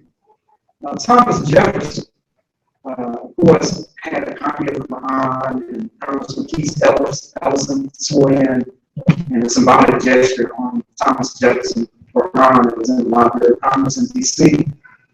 But what was so ironic when you study Thomas Jefferson and these other so-called founding fathers, that Thomas Jefferson did show he had no clue that there were Muslims in the United States in the enslaved population when they wrote the Constitution. He didn't have a clue. And so what he was projecting out on, even at that time, Muslims, because of the history of Al-Andalus and the almost 800 years of Muslim control of southern Spain, that what happened was that there was this hatred about Muslims even at that time. And so Thomas Jefferson was almost saying that this land would want to have a state-imposed religion, and that these slaves that we have here will be counted for 2/5 of a human being for the purpose of congressional districts. How you apportion the number of representatives you have based on your population, well, you won't count all of them as a full human being, but count them as 2/5 of a human being. And he's saying that even in some of his writings, he's talking about that Muslims would have the same rights for a non-established religion as everybody else. But he was saying this, my research shows, he was saying this as if to say, even the Cleons, or even the Nabis, I mean, it's like he's talking about elderly people who were disliked. And he's saying that this nation is going to be so liberal in its view on religion that even the Muslims would be able to have live under this non-established religion, not even knowing that when he's saying that there were hundreds, if not there were thousands of Muslims right there in probably on his own plantation where he owned slaves. And so all of this liberty, justice for all, and freedom and all that stuff, the African people in the country at that time were not a part, they were not counted as part of where freedom was prevailed and this kind of thing. I got this thing, I copied it off of somewhere, and I can't remember exactly the language, and I'll show you this. But I can't exactly remember the language, but it was saying that you can't, I can't remember enough of it to even quote it, but it's almost something like how you can't deny rights that to someone that they were never intended for in the first place. And so this is almost a situation that we had for Muslims in this country when they were right and they didn't even realize all of the hundreds and thousands of Muslims that were already here. Okay. All right, I'm getting with the sign. It's a universal sign. It's time to show us. I understand the message. Again, thank all of you. I think she got a perfect design. Wait, okay. Good. I'm sorry. Yes. Any of the remaining family members of Malcolm X, are they on some Islam? I'm sorry, say that one more time. The remaining family members of Malcolm X, are any of them on some Islam? Do you know that? The two that I know who would continue to identify themselves as Sunni Muslims would be the oldest Azabah, and the third oldest Ilyas. I'm not so sure how the others characterize themselves. I've been told, unfortunately, that one or more of them have experimented. One may consider himself a Buddhist. One may have some substance abuse issues, and so it's unfortunate what has happened with the family. But as I mentioned yesterday, Malcolm's wife told me herself that when Malcolm was martyred, that the Muslim community didn't step up to try to help at all. And she said that were not white socialists helping her and her family, she said that we would have starved to death.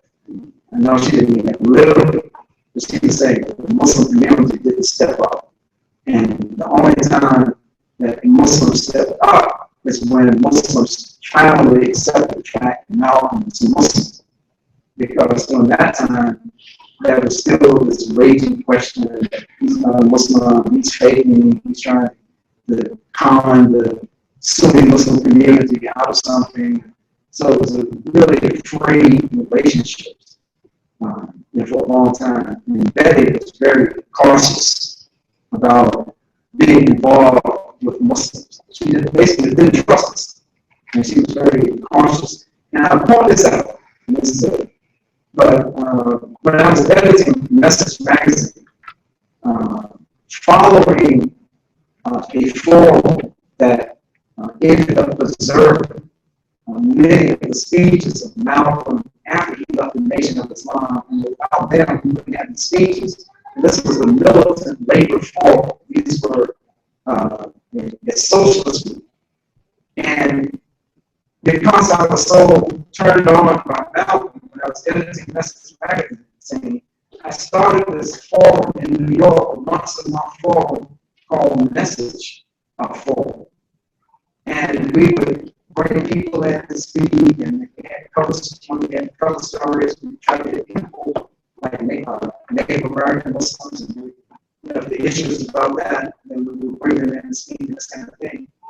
And one of the things that I feel really good about is that Sister Betty Shabazz agreed to be for that month our speaker for this message forum.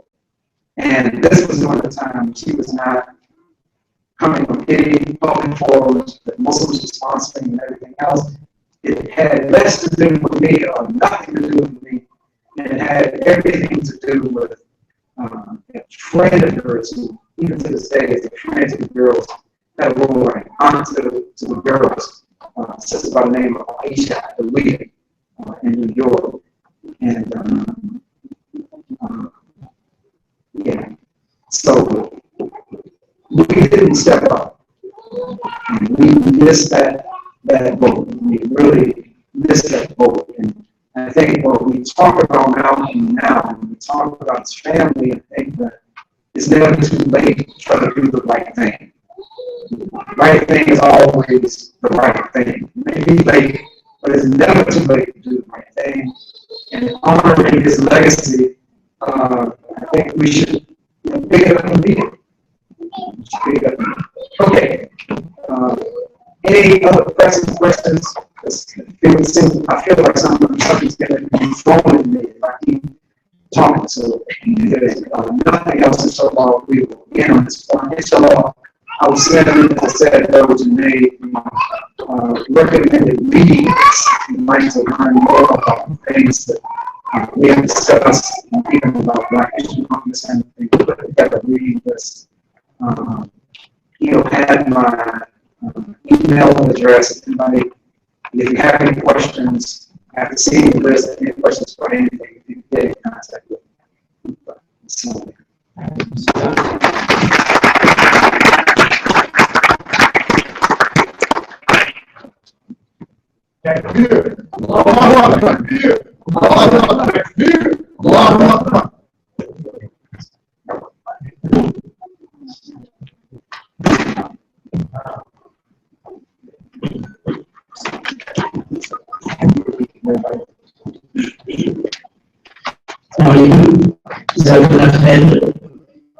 Imam Khalid Griggs